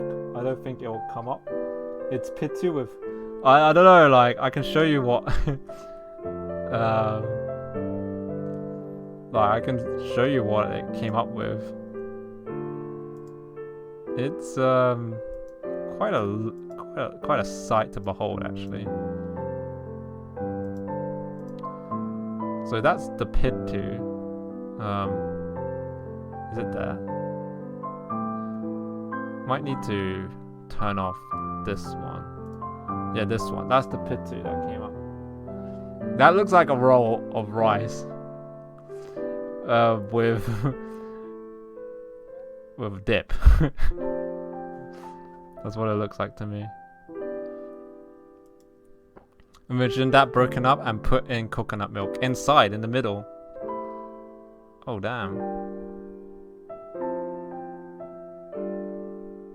That does sound pretty good.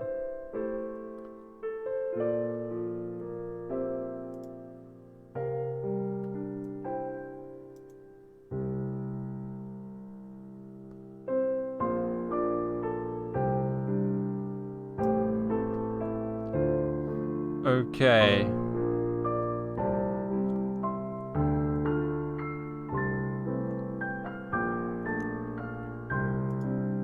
Moving on, next card.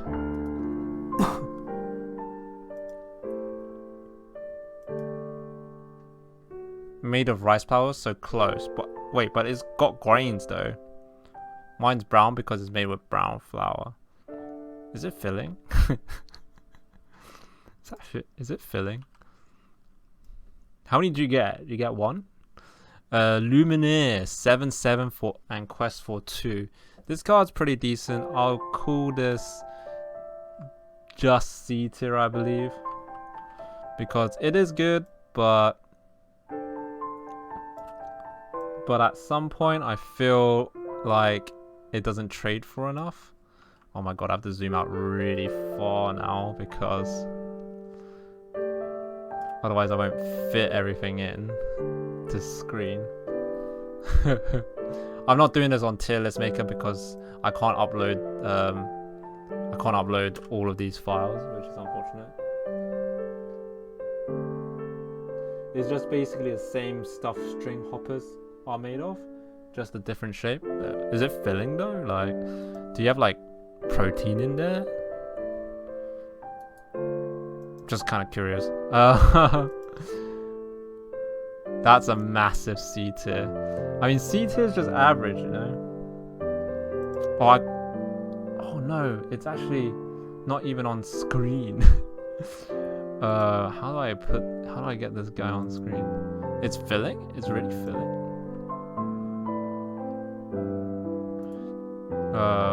I need to transform this.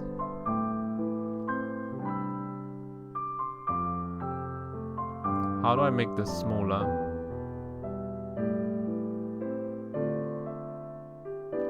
Fit to screen. Okay.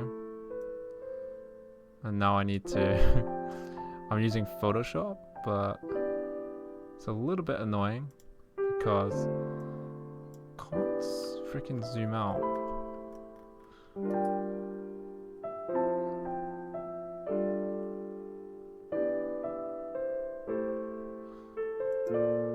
I can't like zoom out to edit this thing, which is like really annoying. Okay, let's try that. What you're making this in is Photoshop, but I have to like move in the streaming software. I need to make it smaller, but I can't see it. Could you try to make the tier list taller so you have 2 rows each? Not now. I've locked all of the layers. Not anymore. It's fine. We'll try to rate things not in C tier. Whoa, free cost evasion 1 free. This card is so good actually. Like this is like Pongo on steroids. Minnie the Mouse. Absolutely insane. It might even be A tier. This could probably win most games for Ruby.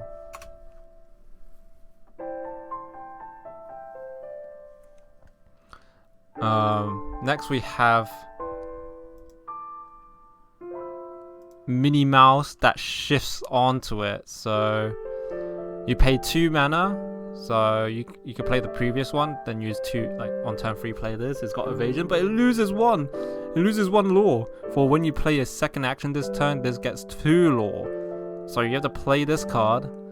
This is just like ultimately more trash. Like, well, just why don't I just play the other one and just be happy gaining 2 lore with evasion? That's just ultimately trash.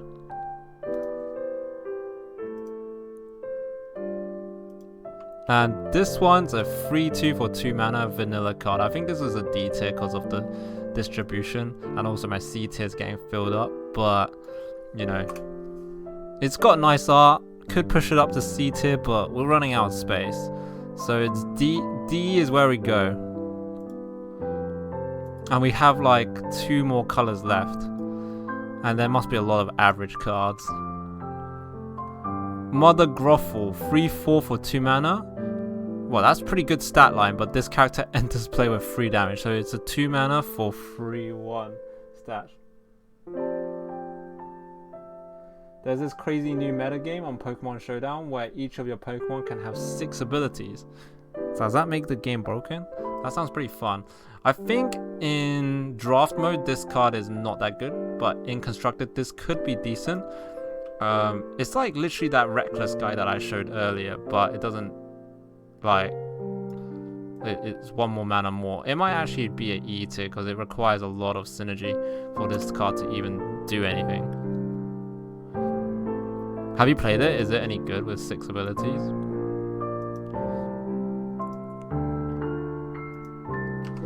Okay, next we have Mulan, 4 mana uninkable for rush for free.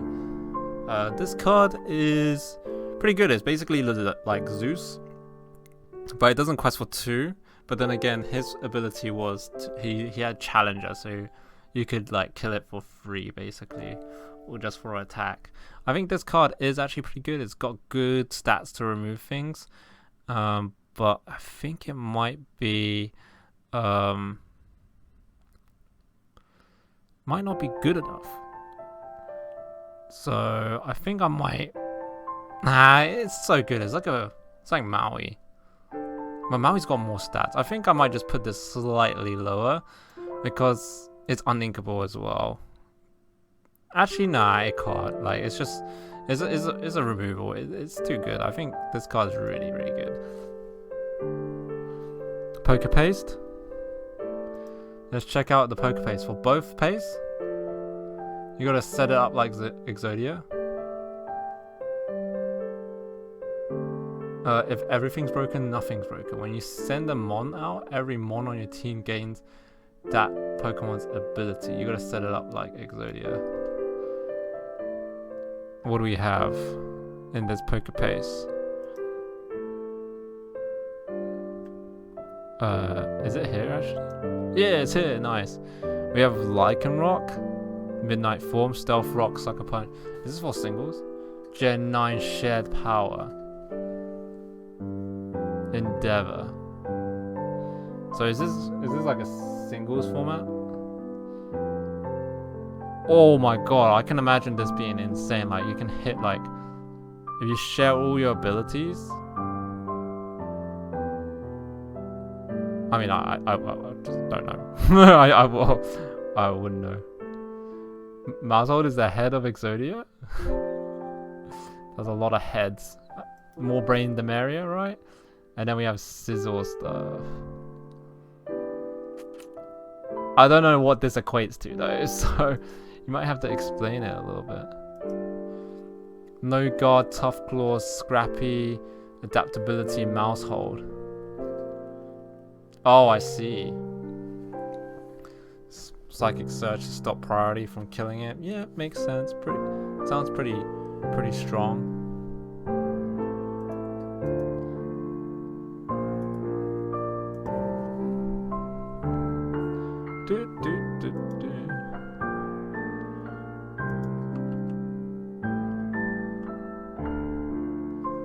Okay, next card we have Nimari.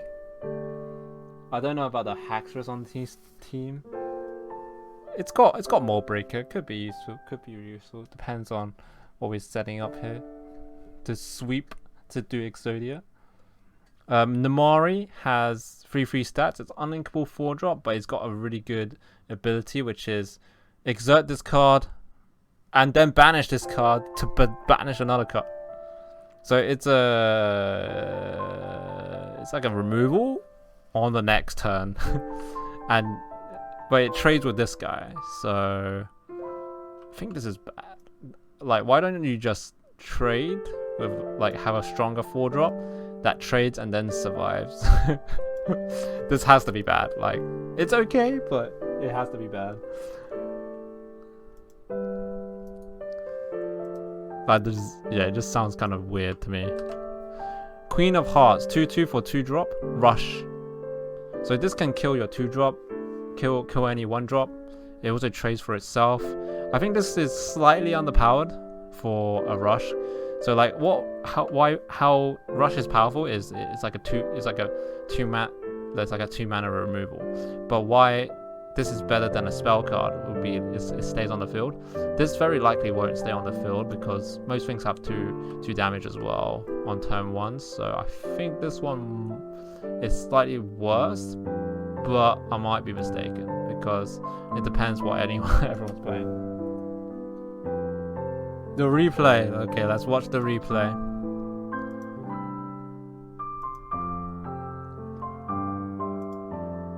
We need to understand what this Exodia is.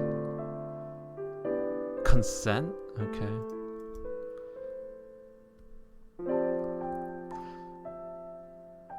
Okay.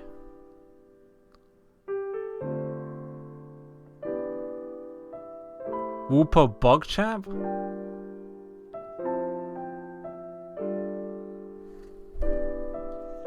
A lot of U-turning. It doesn't say that they're sharing any abilities though.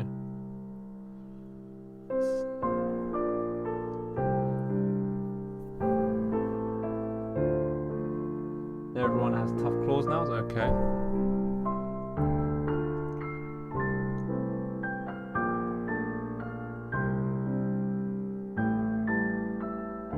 So a lot of like in and out, U-turn stuff.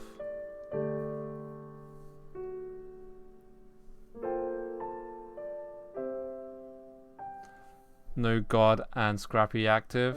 And now we have the boy. 25% of its HP. Ripen. Cheech Pouch. Whoa. Still dies though. Whoa.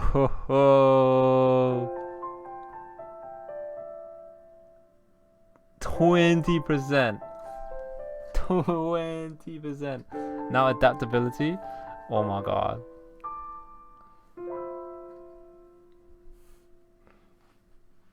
Groudon? Groudon better survives this. 15%? times 10, that's 150% of his HP. That killed it 1.5 times, basically. What about our believer? Pretty physically tanky. 20%. This killed it like twice. I mean, this guy's gonna kill it like 5 times. Yeah.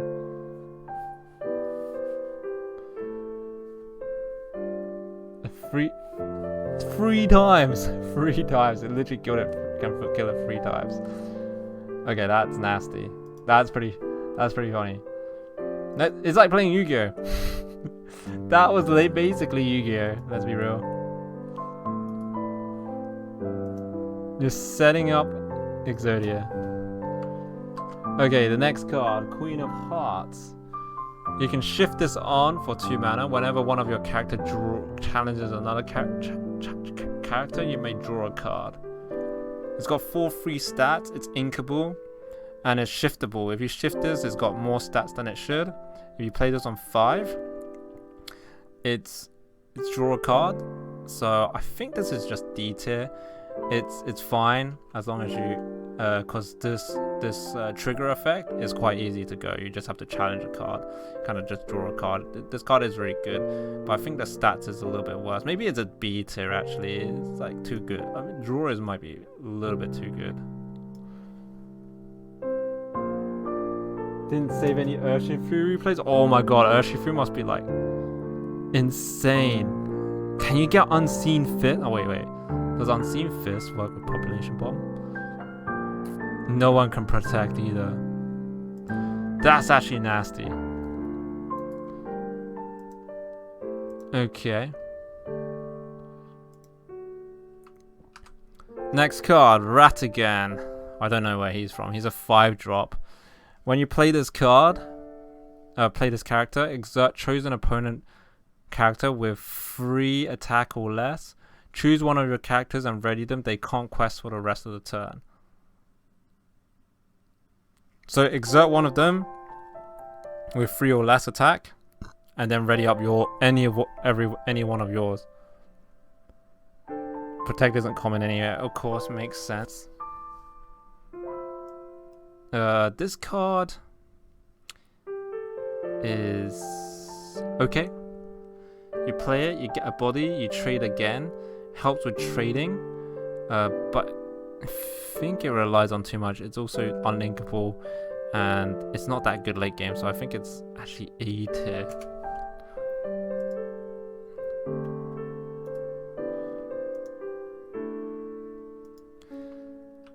Raya, during your turn, whenever this character banishes another card in a challenge, you may ready this card again. So you can basically hit as long as it survives.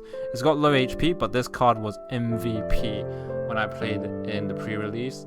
You just play this card, and then next turn you can buff it up with like a Merlin or something to give it Challenger +3 or something, and it will trade like 3 characters. This card was really good. I think even without a buff, it could trade pretty well. And you can trade for the whole board.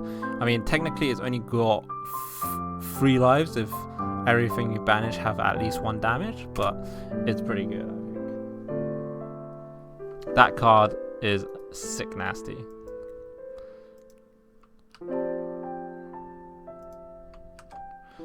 The next card is Inkable 6-drop, 5/3, quest for 2, shifts for 4. So you can play the last card and then play this card afterwards. Whenever this character challenges a damaged character, she takes no damage from the trade. So this trades actually well. It's got low HP, but it doesn't really take damage if it challenges a damaged character. So they needed to take a damage before. I think it's okay. I think it's a little bit pretty weak. So I'm just gonna put it D tier because it does die, and their monster has to be, their character has to be damaged for this guy not to trade efficiently. I feel like a lot of things won't be damaged, or like they will be damaged at the start of your turn, so it's okay. But I think a lot of things will be probably fresh. The next one is a vanilla fourth, like, it's basically that last card, but with one less quest and no ability. I think it's actually about the same. I think because of how the stat line is spread out, I think that just makes it worse. Because it does die to a free drop. Like, a lot of free drops or anything below that has that kind of like free attack. So it makes it not as good as it can be. We have Scar next. Scar is is a rush character for 7 mana. So this is the turn when you can play like Be Prepared, Rush. During your turn, whenever this character banishes another character, you may ready this character. So it's basically like the Raya, but at more power, more HP. I think this is A tier as well. I don't know. I'm rating it the same as Raya, but it's literally the same though. Oh wait, this guy's got Rush, so he can do it straight away. Okay, this guy might be broken. This guy might be broken. He can do it straight away. You can just clear the whole board. He's got Rush. Yeah, he's definitely broken. He can start it like straight away. Start the board clear. And then we have Seer Khan, which whenever one of your character challenges another character, challenges another character, gains 1 lore. So you're like rewarded for trading. It's got good stat line for a free drop. And yeah, I think it's good. I think it's fine. It's got good stats and it's got a good ability. It's not like super broken, but it's like not super because it helps with the win condition, but it's like not super useless at the same time with a pretty decent ability. And then we have Tigger. This card I felt was so bad though. When you play this card, play an action card, this character gains 2 attack for the turn. I never played the action card. I feel like playing this card with an action card is just never gonna happen. Like, you play this on turn 3, and then on turn 4 you play an action card. Most action cards that you play in red will just be like removal straight up, so even if it does have 5, it just was not good. Was not good enough anyway. So I'm just gonna say this was, I'm gonna say it's a D tier. Like, it's got good stats, but it just doesn't hit this like efficiently. Okay, we have Tut Tut, which is a reckless 4-drop. It's almost got Maui stats, but no rush, and it's uninkable. But it's got good stats. It trades well for 4 mana. It's uninkable though, and it doesn't quest. I think this card's a D tier. It's good, like it's good, but the thing, what really like puts you in the, actually I do underestimate rush cards a lot, but this one's uninkable. So I think it's like probably C tier actually, because it does trade well and it puts you into a good board state, which I do underestimate sometimes.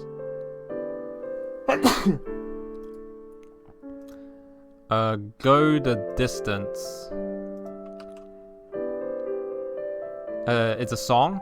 Ready chosen damage character draws that they can't quest, but you draw a card. So a lot of song is like a draw, and you ready up your damaged characters so they can attack again. I think this card is like fine, but you need a character and you don't want to play this. You want to have like the minion version instead. So I'll call it E tier because it's a song. If it was a minion that did this, it'll be good. Teeth and Ambitions. Deal 2 damage to chosen character of yours to deal 2 damage to another character. So you hit your guy, then you hit their guy for 2 damage. For 2. It's okay. It's like a 2 damage nuke. It's like smash, but you have to smash your own guy as well. E tier.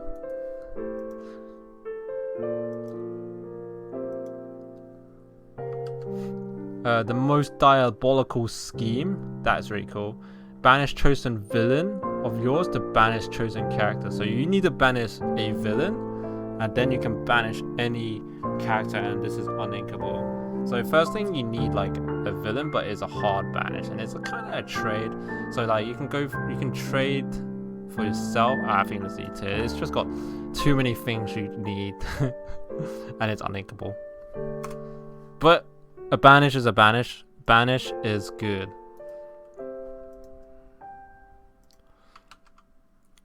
And next we have, what did you call me? Chosen damage character gets +3 this turn. Oh man, that is kind of unplayable, because even though it's inkable, it is playable, I guess. But I don't think you usually will have like a damage character to be able to put this on, because they'll usually be dead. So and it only trades once. You can put this on Raya and that'll be good for 4 mana. It's fine, but it's just a little bit clunky. I'd rather just have a minion that does the same thing. You can fly. Chosen character gains evasive until the start of your next turn. This kind of protects your character. Can kind of help. It's fine. I think it's E tier for sure. It doesn't help with trade. It can kind of clutch you to win in some cases, but I think this guy is probably better this way in the E tier. It's kind of situational. Now this is the really hard debating one. So you have to play this card for 4 mana. It's uninkable, and then to use it you need to tap it and then use another 2 mana. So if you do this, you can do this on turn 6, like completely, and then you draw cards equals to the damage on chosen characters, then banish them. So you have to banish your guy with damage, but you draw like as many cards as he had damage, which is probably not that good actually if you think about it, because it costs so much. You do draw a lot of cards if you're running a lot of high HP minion, but you need to use a lot of resources to draw cards, and I feel like people will just kind of kill your monster before they like damage. They won't leave things damaged. That's the problem with this card. Your characters with evasive gets +1. It's uninkable.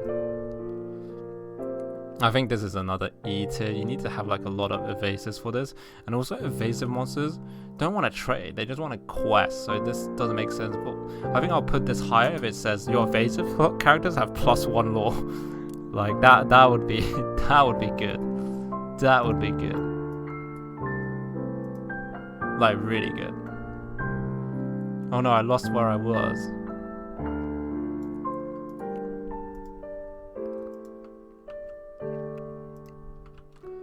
Sword in the Stone. Chosen character gets 1. Okay, wait. It's 1 mana. Then you have to tap this card, use 2 mana. So it's 3 mana in total. Chosen character gets +1 damage this turn for each damage on them.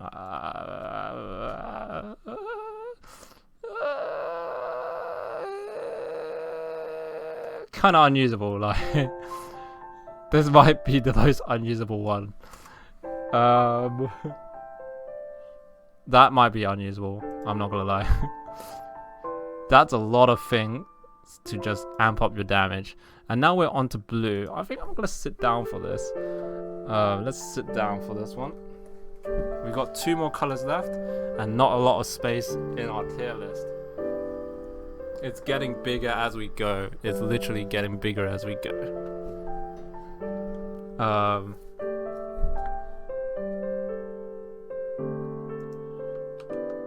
So the first card for blue we have is Alice, and everyone loves Alice. What this guy does is your other characters gain support. So whenever they quest, you may add their attack to another chosen character this turn. And then she's got another effect. While this character has 10 attack or more, she gets +4 lore. So if you can, so basically it kind of helps herself, does her second quest. So like you give her damage. You need to give her 9 damage worth of stats, and then you can quest for 5. So it's kind of a win more situation. Like if you think about it, you need to have like 3 free drops that have 3 damage each, and then they quest, and then you give their support power to this card, and then it quests for another 5. So a 3 drops 3 with 2 quests is quite normal. So you quest for 6, and then plus 5 is 11. So kind of ends the game with this card. Kind of a win more card. It's pretty good. There's your other character game support, but I think it's really unlikely to get. So I think it does trade well. So I'll put this C tier. We have to see how it plays out. Maybe it's even B tier because it could potentially trade really well with all those low mending characters, like the things that you quest with suddenly can give their damage to something. So I think it could be pretty decent. Now next we have Basil. You can shift this on, and if you shift this on, you may draw 2 cards. He's so for 5 mana, he quests for 3. So he's a 3/4, a little bit 2 less HP than Maleficent, but when he's shifted, you draw 2 cards. And if you play this on 6, he's a 3/4/4 that quests for 3 and doesn't draw. I think this card's bad. Like he needs to be shifted on for him to draw 2 cards. And drawing 2 cards is good. That's pot of greed. But for 5 mana, that's a lot of mana still. I think for 5 mana it's worth it. For 6 and to not draw cards, definitely not. Now we have the Basil, which is what we need to shift on. This is a 2/2 for 2, and it's got support. I think it's just a little bit understated because Philocentes is the same, but it's a 3/1, so it can trade really well. It can trade into anything basically. So I think you'll run Philocentes unless you run the Basil shifter. This Basil though, a 4-drop, 3/4, and then you can play on the next turn the other Basil, which swaps which gives it an extra lore and draws 2 cards. Pretty decent actually. I would just play this normally. Like this is a solid C tier card.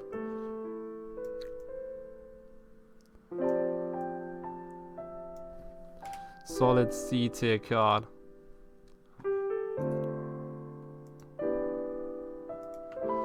Next card we have is Caterpillar. Whoa, this quest is a lot. I think I can see a lot of people playing this card. It's got high HP and it quests for 3. Nothing at 3 mana that quests for 3 just yet. So this card seems pretty good, I actually think. It loses 2 stats to quest for 3 though. It loses 2 attack to quest for 1 more. But this could push aggro. I think it might be a little bit less actually. It depends if this card is good for aggro, but I think it's just because of it doesn't trade very well. It does get you to the win condition though, but a little bit quicker, but I don't think it's good enough. This card is mighty OP though. Cogsworth.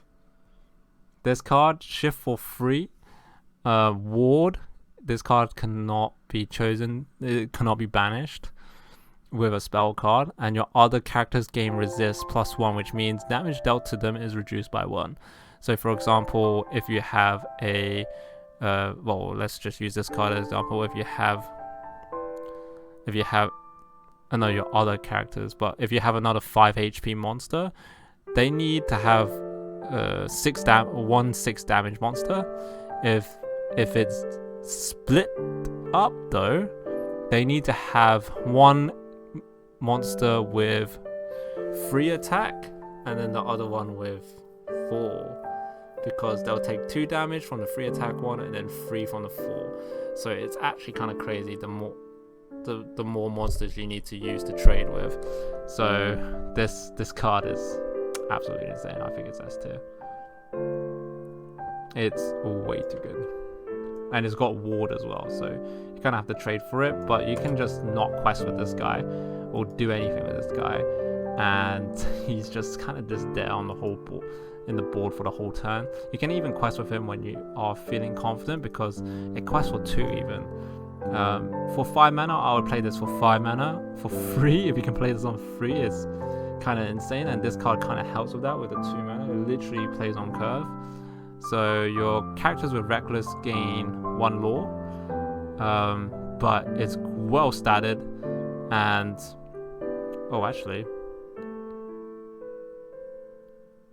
your characters with Reckless gain. So it's well statted, it trades well, and it gives your Reckless an option to just quest. So surely this card is just pretty good. It's got a good effect, it's got good stats, and it just helps. It just helps with synergy, you know. This could have just been a vanilla card, right?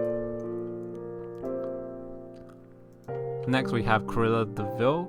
This is similar to Robin Hood, but it's at a lower cost, and it doesn't draw a card. This card is fine, but it's got a good effect as well, so I might actually put this to B tier, because it's just got good stats and it just does something positive. And like something slightly useful. Next one we have Cruella de Vil, the shift free for 4. So if you play this on 3, it's good stats and good quest. And if you play this on 5, it's a little bit under the value point. But this card, when this character quests, chosen opponent gets -2. So it kind of helps with trading a little bit.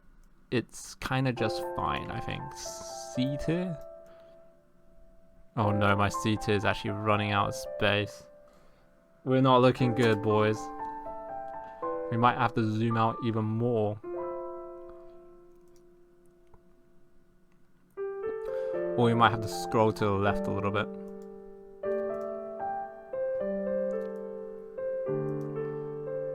Next card is Duke of Weaselton. It's got ward, and it quests for 2. It's 1/2. It doesn't trade very well, and ward, it is good. It means that they can't just remove it with removal, so it's kind of annoying depending on what kind of deck they're playing. But a lot of people will probably have a 2-drop that they play, and this will die to that 2-drop guaranteed. So I feel like it's a little bit undercooked, I think, on the undercooked side. So I just call it D tier. Even though it's got a good ability, it does not have a good enough stat line. If it just had like 1 more damage, maybe it would be good, but it would be a bad trade usually for you. So this is uninkable. If you play this for 4, it's amazing stats. 4/4, quest for 3. If you play on 6, it's fine, depending on its ability. When you play this character, look at the top 3 cards of the deck. You may put 1 into your hand, so it's a draw 1. So it's basically Robin Hood, and then put the rest of them in the bottom. So look at the 3 and play and draw 1. So draw 1, so it's like Robin Hood, and it quests for 1 more than it. Because it's unquestable, I think it's less. I don't think it's that good, even though you draw 1. Robin Hood does have a condition to his draw, but this one, I don't feel it's that good. 7-drop, 3/6, so understated. Quest for 3 though, so it's basically Maleficent for 2 more mana, and uninkable. When you remove 1 or more damage from one of the character, gain 2 lore. So this needs a little bit of synergy. And it's a high drop. It is good, makes a lot of Exodia plays happen, but I think because you need so much synergy for draft, it's going to be a bit lower than it should.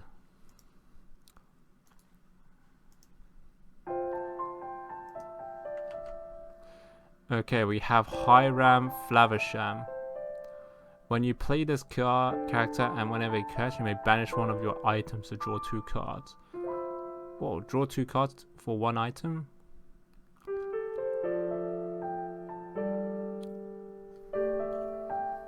With Tamatoa, it's like infinite items. But it doesn't trade that well. It's kind of like Maurice.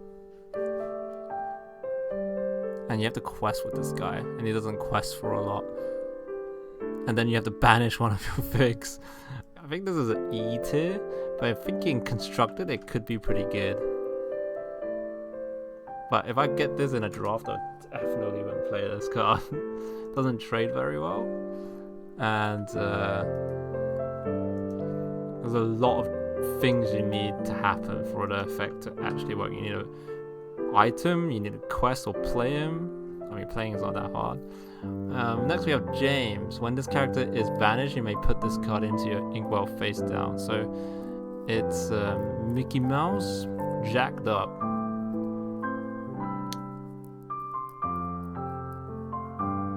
I think this is fine actually. I think it might be A tier. Like, this is just a ramp card. It's pretty good. It's uninkable though, so maybe it's just a B tier. But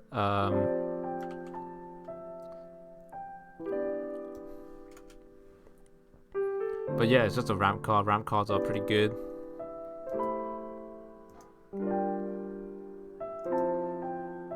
Next we have Jasmine. When you play this character, remove up to 1 damage from chosen character. It's a 1-drop, 1/2 that heals 1. Wasn't there like another card that did that last set? In Amber? That was okay. It made trades kind of fine, but it just had... But playing this on turn 1, it just dies to any other 1-drop, like higher value 1-drop. And you play this on turn 2, which you probably won't. You could get good trade if you play like a high HP 1-drop, like a 1/3, and then they trade in. Like a 1/3 usually doesn't trade for 2/2 very well. So I think a little bit below average, so probably D tier.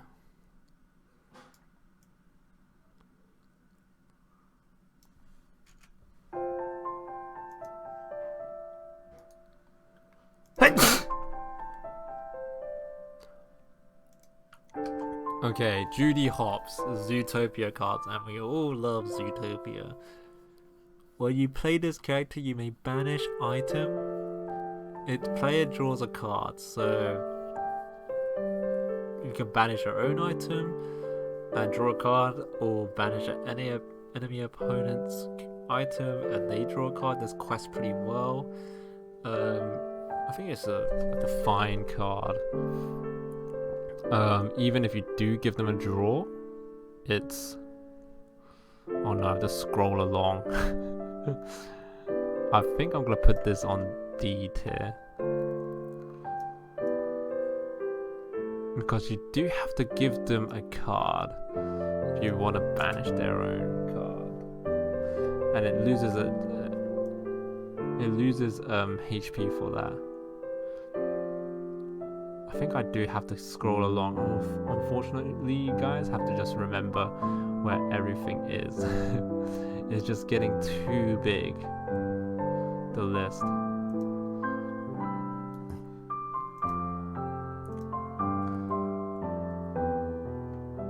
I'll zoom back in a little bit though.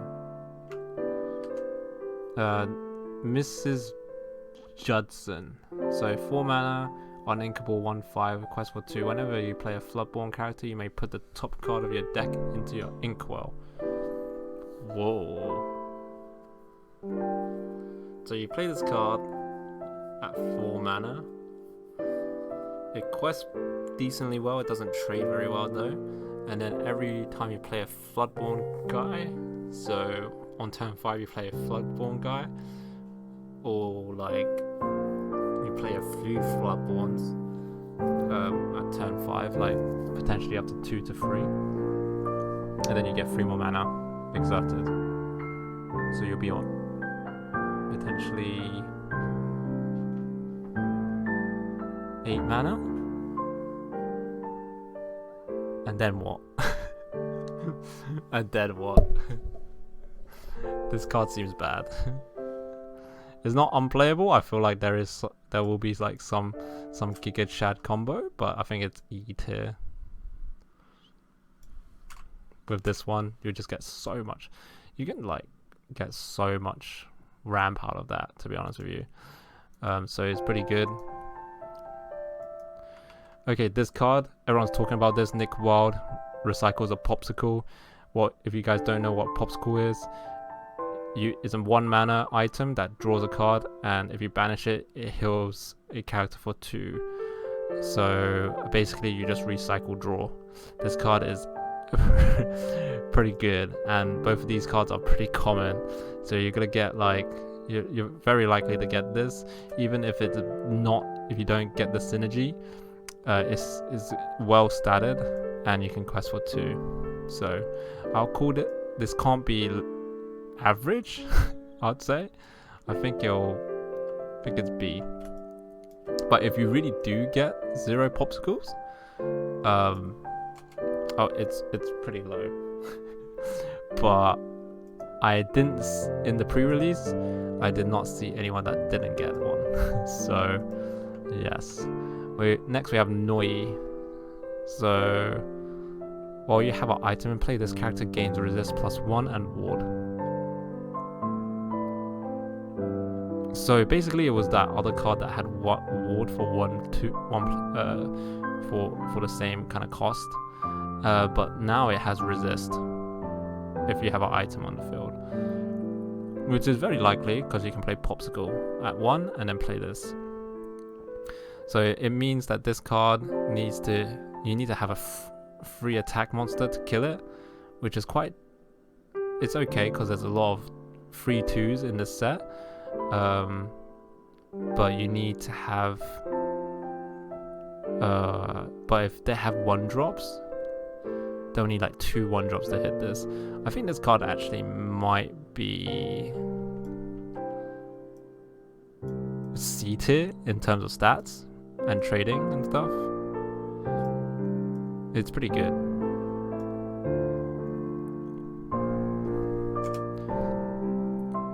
But you still need that item though.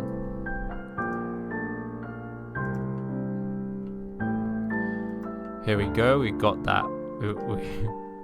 We got that 1-drop in. This is definitely just a C tier. It's just pretty good stat wise.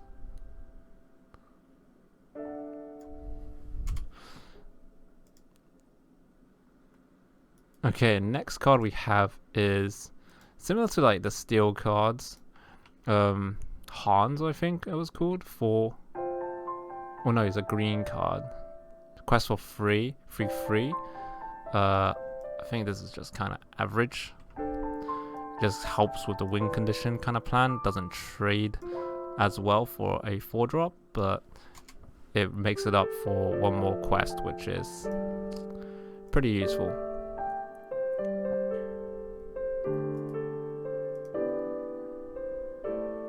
We have Rabbit, which is Maleficent stats with 1 more attack. I think this is a D tier. Even though it's got 1 more stat, it quests for 1 less. I feel like free attack was a good standard. With 4, you don't trade for much better things. Sisu, 4 mana uninkable 2/4, so same as Nick Wild. Whenever this character quests though, look at the top 2 cards of your deck. You may put 1 into your hand and put the rest at the bottom. So it's a 4 mana draw. This is a 4 mana draw. I'm gonna put this card at D tier. It's fine. It's a draw.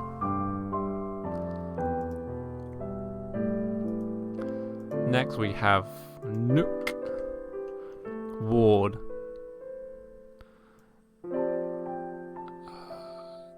It's got the stats, but I guess it's pretty good. It's got the stats, it's got Ward. It's fine. Doesn't beat Kuzco though. Not as good as Kuzco. Winnie the Pooh. Whenever this character question, you may put a card from your hand into your inkwell face down. So similar to Fishborn Quill, but you can quest with this card. And it has good quests and a good effect. I think this might be beta. It's like just fine.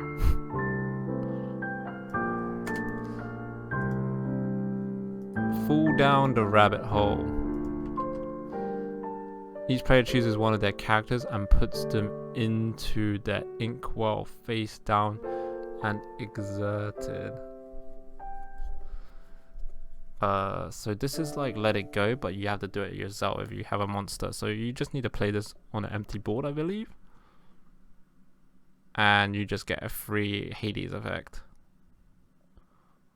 If that's correct, I think this is beta. Because that's pretty good. It's like Let It Go, uninkable though, but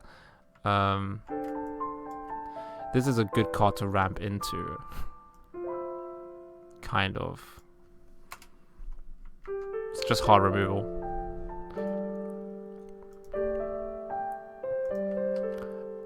Four dozen eggs. Your character gains resist 2 until the start of the turn.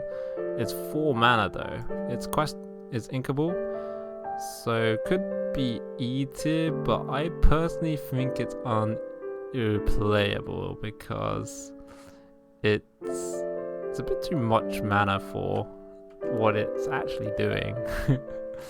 And it only does it for 1 turn as well. It's not like it's reoccurring as well, so yeah, I don't think it's that good. This card is a deal 5 damage. You banish chosen item of yours to deal 5 damage. This card is pretty good. It's uninkable, free drop, but it's 5 damage. This is like Smash on steroids. I think it's E though, because it requires a lot of setup.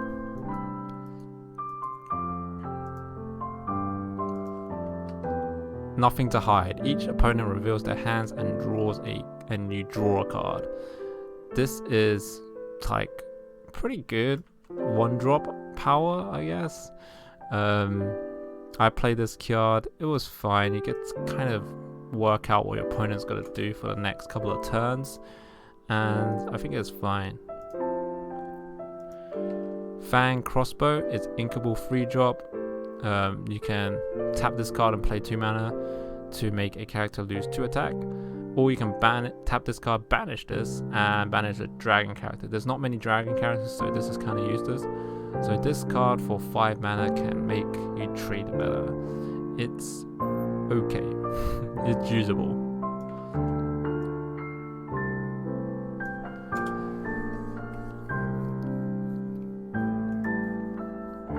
Gumbo Pot. When you tap this card, you can remove, for 2 mana, inkable, remove 1 damage from up to 2 characters. This card is not bad. Like, this card is really not that bad. Like, you play this card and then you kind of heal 2 of your characters. You need like a zoo of characters. I don't know if you can heal the same guy 2 times. So I think this is fine. I think it's D tier. It's like a really good value trading item, I think. So I think this is D tier. Oh no. Can we get some cards for that's good? We got a lot of like bad cards. Maurice Workshop. Whenever you play another item, you may pay a mana to draw. I think this is E tier. The draw is good, but this is quite you need items. So it's good and constructed. And now this is the most broken card of blue. Popsicle. When you play this card, you draw a card and then you just remove 2 damage. This has to be S tier. I mean, maybe A tier. It's just a pay 1 mana to draw, and it's got a heal, so you can trade well as well. So it cycles itself, and it's good. Sardine Catch. Your exotic characters gain ward. It means that I think this card's unplayable. It doesn't do anything. It just forces them to trade instead of using a removal card that they could remove them anyway, I guess. Yeah, I just think it's like not that good for 4 mana. It's inkable, but it's not that good. Next we have Beast. When you play this character, you may deal 1 damage. We're on Steel, so we're almost at the end. When you play this character, you may deal 1 damage to your chosen character. So it's a ping effect. It's pretty good. I think it's a B tier at least. It just pings for 1 damage, which is good, and it's got good stats as well. It's like a fine and dandy card. I'm gonna restart my playlist. Yeah.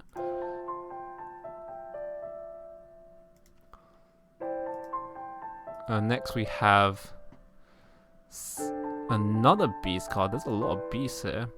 Whenever one of your other characters would be dealt damage, put that many damage counters on this card.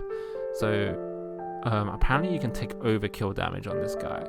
So I think this guy might be A tier because it just trades well, and it kind of just like sucks up damage for your whole roster. You can just choose for it to take the damage, so it's kind of got taunt basically. Yeah, I think it's A tier. It's pretty good. Next card, everyone's been saying this card's OP. You can shift this for free. It's a free 5, quest for 2, so it's got Maleficent stats. At the start of your turn, if this card has no damage, you can draw a card. Otherwise, he gets 4 more attacks, so he's a 7/4. So people say just don't do anything, and you just draw cards with this on turn 5. It's pretty good. I personally think I was convinced by that. Just don't do anything. You can quest occasionally if the board's clear, but then just get a free card every turn. It's pretty good. It's like Magic Mirror, but you don't have to use any mana. You just have to not have that guy damage, which is yeah, it's good. I'm convinced it's good. And now we have more like kind of item removal with this guy. This guy is pretty good. So we had Beast before, that was 5 mana. This is just Beast at a lower cost with pretty decent stats. I think item removal is gonna be very important in Constructed, and it's also pretty good in just in Draft as well. It's a good 3-drop. Trades decent well. It's got lower stats, but it's got good quests and a good effect.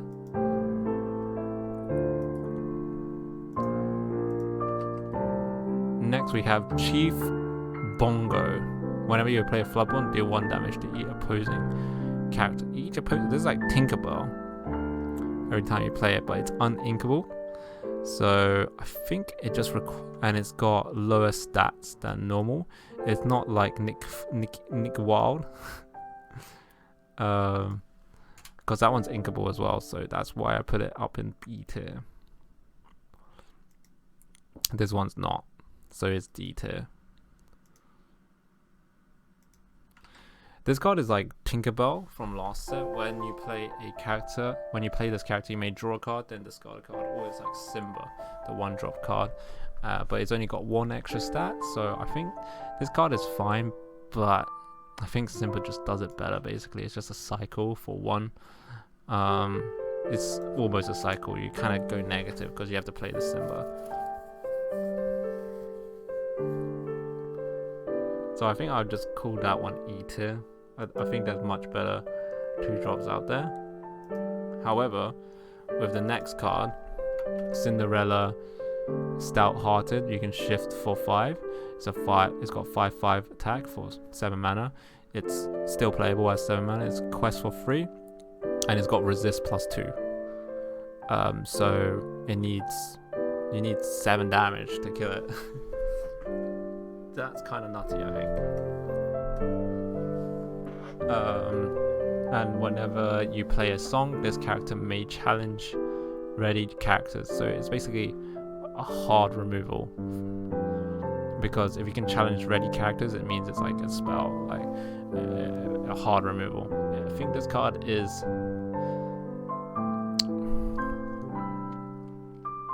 I think it's A tier. It's a good late game. It doesn't do S tier stuff because you still need a song. You need like synergy for this card to work. Next card, 6/5, Maleficent. I think because the stat distribution is just kind of awkward, I would call this card. I think I'm gonna call this card E tier. It does die to 2 monsters. Does trade well though. But I only quest for 1, so it just doesn't do what Maleficent does. Actually, I might even make this card A tier, like S tier. It's just kind of crazy actually if you think about it. It's really just Magic Mirror. Next we have LaBouffe.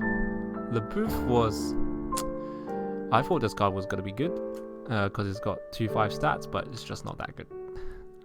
It doesn't trade well in the end, and yeah, it just did not have enough stats for it to be useful. So I'm gonna put it E tier. And now we have Big Boy Goofy. 9 mana, 10 stats, quest for 4. This guy's a big boy. I think it's just a C tier though, because it's just a stat. It's like a sponge. It's a stat machine. Hard removal will get rid of it quite easily. Next card, Hercules. Shift 4, resist +2. So it needs 5 damage to kill this card. If you get this out on turn 4, it's kind of insane. If you get this card on turn 6, it's still kind of playable because it quests for 2 and it's got resist. I think this is a little bit above average. And it's also inkable.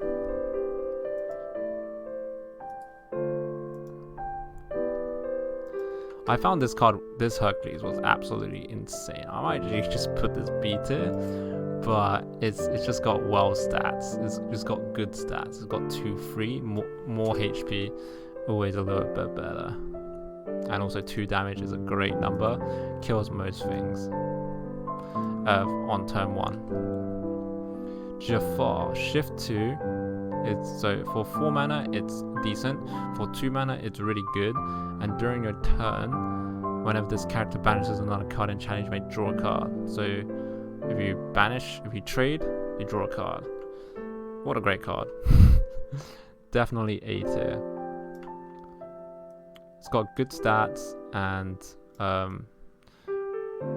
it's good for trading, and once you traded, you draw a card. What's more that you need? It's not broken, because it'll be broken if it says something like it heals itself afterwards. Okay, another Jafar. 2 mana, 3/2. During your turn, this character gains evasive. Kind of just normal. It's like that Corella Deval.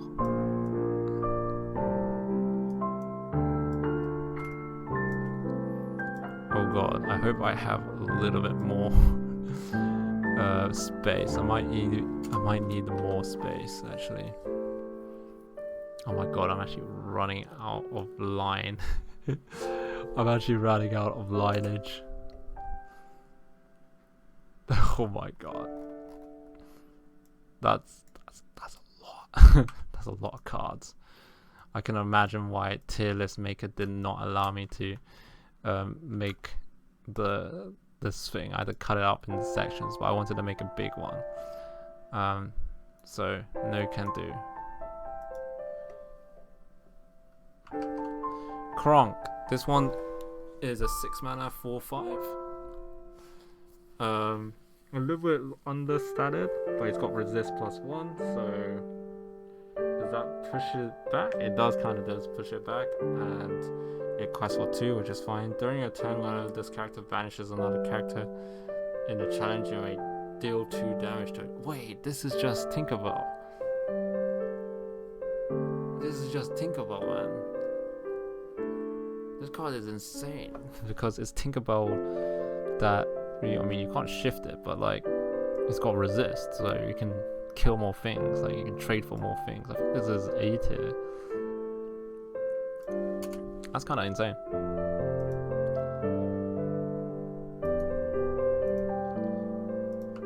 Next card is Lawrence. While this character has no damage, it gets 4 damage, so it trades 1 time very well, and then it quests pretty decently for the rest of the time. I think this might be really bad because even though it does quest very well, it just dies next turn, and it also does trade very well the first time, but then it just can't trade at all, so kind of bad. Next we have Li Shan, which is a 3/6 quest for 2, so similar to Maleficent from the first patch, but quests 1 less. Whenever this card quests, your characters gain evasive. So this card is really good for getting rid of evasive cards, and it's got good stats. I think this is a little bit better than average because it's got good stats and a good effect that works in various situations. And now we have Magic Broom, another broom for your Mickey Mouse wizard deck. But does this like help? When you play this character, chosen character gains 1 resist until the start turn. I do have to say it does help. It's got decent stats, it's got an okay ability, but I think it's D tier. Like, you would definitely not play this without the Mickey, and this is the only broom in this set, so I believe it's a D tier. Because it just does not have synergy with the rest of the set. Nemari. Bodyguard, 2/4, unquestable, uninkable. This character can challenge ready characters though. Whoa. It's like that Cinderella with no condition to it. Apart from that, it's uninkable and it's only got 2 damage. So it doesn't really trade for anything. So I think this card could be good. Kind of useful, but I think if it had 1 more attack, it would be way better. But because it's got 2 damage, it's just not that good.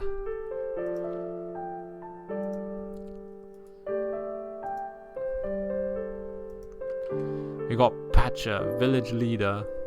This is just your standard vanilla 6-drop. 4/8. It's got a lot of stuff, a lot of stats.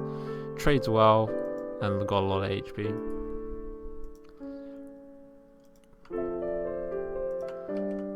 This guy, it's got more stats than normal, but I think it's just because of that it's got more attack than HP. I think this is just got the stats distribution worse than normal, especially when it's going up in towards the more than 1 and 2 drops.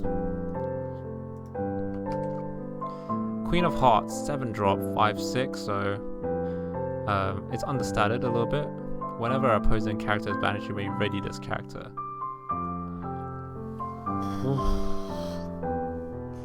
Whenever an opposing character is banished, you may ready this character. I mean, it's not as broken as the other guys because it doesn't quest for 2, and it quests for 1. So like, if you banish a guy, like you quest with this guy, banish a guy, you can quest again.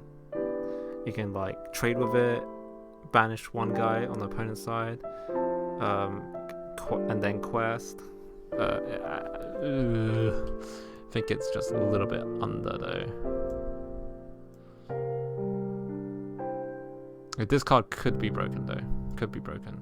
Anything that you can ready and it says it can still quest can always be broken. This card has many conflicts with everyone. It's a 2 mana 1/3, so less mana. Lower statted than normal, but it's got a ping, like a 1 damage ping, and it's a low drop, and it's uninkable. But when it's a low drop, it doesn't matter as much. But it's got a decent effect. It's got lower stats. I think it just has to be a little bit lower because it just doesn't have the stats.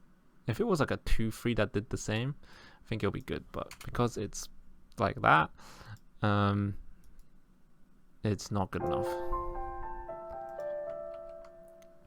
Now we have the Huntsman. Whenever this character, it's a 2-mana 1/1 that costs for 2. Whenever this character quests, you may draw a card, then choose and discard a card. E tier, I think. It doesn't have any stats, and it's got that same effect as the Cinderella from this set or the Tinkerbell from last set, but instead it's when you quest, which does make sense with his card because he's got more lore, but I don't think it's that good. Okay, we have 3-drop 1/3 quest for 2 bodyguard, resist 1. I think this card is good. You do have to get rid of it, and it's kind of annoying to get rid of it because it's got resist and it's got bodyguard, and it quests for 2. So if you leave this guy on the field for too long, he might just win the game for the enemy team.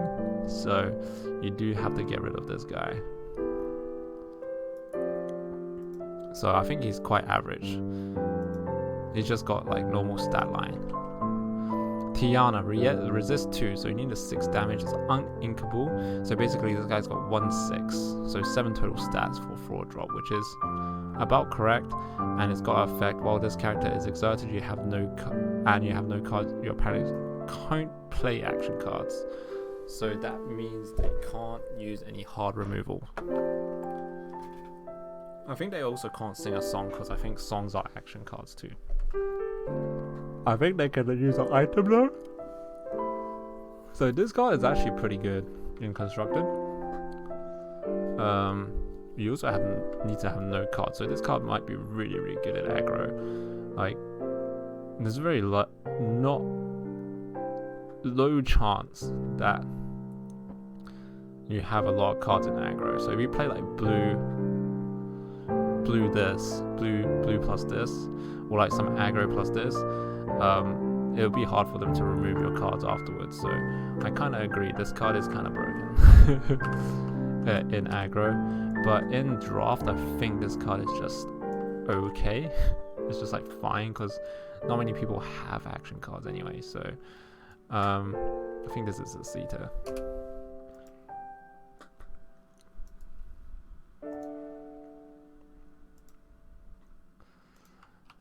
I think this card is slightly below average just because it's a 1/3. 1/3 doesn't trade very well. It's just like got a ping. We're almost at the end. I'm getting super tired. Got 7 more cards left, and I think we're gonna call it a night here because we've been doing a lot. So we have charge. Chosen character gains challenger +2 and resist 2, and it's inkable. This card is fine actually, it's quite good actually. Like, this card actually makes your guy do more damage, and it makes it survive as well. A lot of the other cards did the same, but it didn't help it survive, so it was guaranteed kind of dead. But now you trade and it kind of does damage, so it's more closer akin to a spell that does 2 damage basically. For example, like this card, let the storm rage on, deal 2 damage and draw a card. It's similar to that, but this card is a little bit better even though it's uninkable, because it actually draws a card. This actually might be better. It's like smash that does 1 less damage but you draw a card, which is really good. Pick a fight. Chosen character can challenge ready characters. I think this is useful, but it's kind of unplayable because it's uninkable, and if you're in the position where you kind of have to challenge a ready character, you're probably losing hard already, and that's probably at like an unredeemable state, so I have to say it's kind of unplayable. Strength of a raging fire. Deal damage to chosen character equal to the number of characters you have in play. So if you play this on turn 3,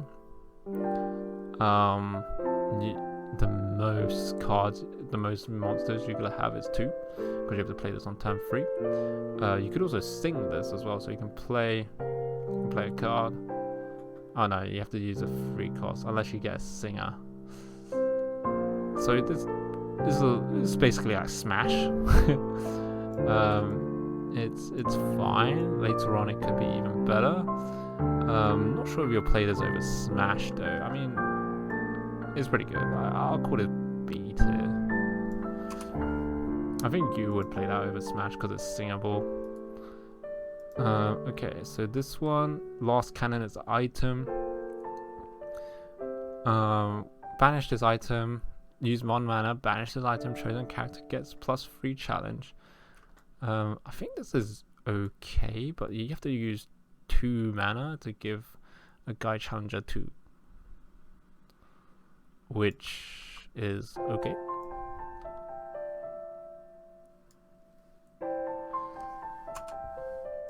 It's not unplayable.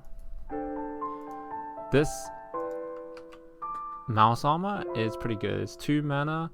Chosen character, you have to exert it. Chosen character gains run resist until the start of your next turn. I think this card was fine, but it was uninkable, so that was why it's not that good. It's also kind of clunky. Sometimes you don't want to play. You don't want to play this early game because it doesn't do that much, but you get a lot of value later on with that. Without that item. And then lastly, we have Weight Set, which is a free drop. Whenever you play a character with 4 attack or more, you may pay an extra mana to draw a card. Apparently this is very, very good. I think this card in draft is also very good because a lot of cards can have more than 4 HP, and then you just need to pay 1 more mana to draw an extra card, so that kind of refreshes like your hand, gives you more resources, and that's it. That is all the cards rated actually. So we have in the S tier column, let's do a little quick overall. We have Hey Hey, that keeps on returning to hand. We have the Snow White, which is the Shift Snow White, and whenever this card quest, you can return a character card from your discard to hand, so it's constant resources. This card, which allows you to whenever this character quest, chosen opponent gains 4 this turn, and chosen character gets, so it just makes you trade super efficiently. Fairy Godmother, whenever this character quest, your character gains +3, and when this character is banished in a challenge, return this card into hand. It just makes this just so OP.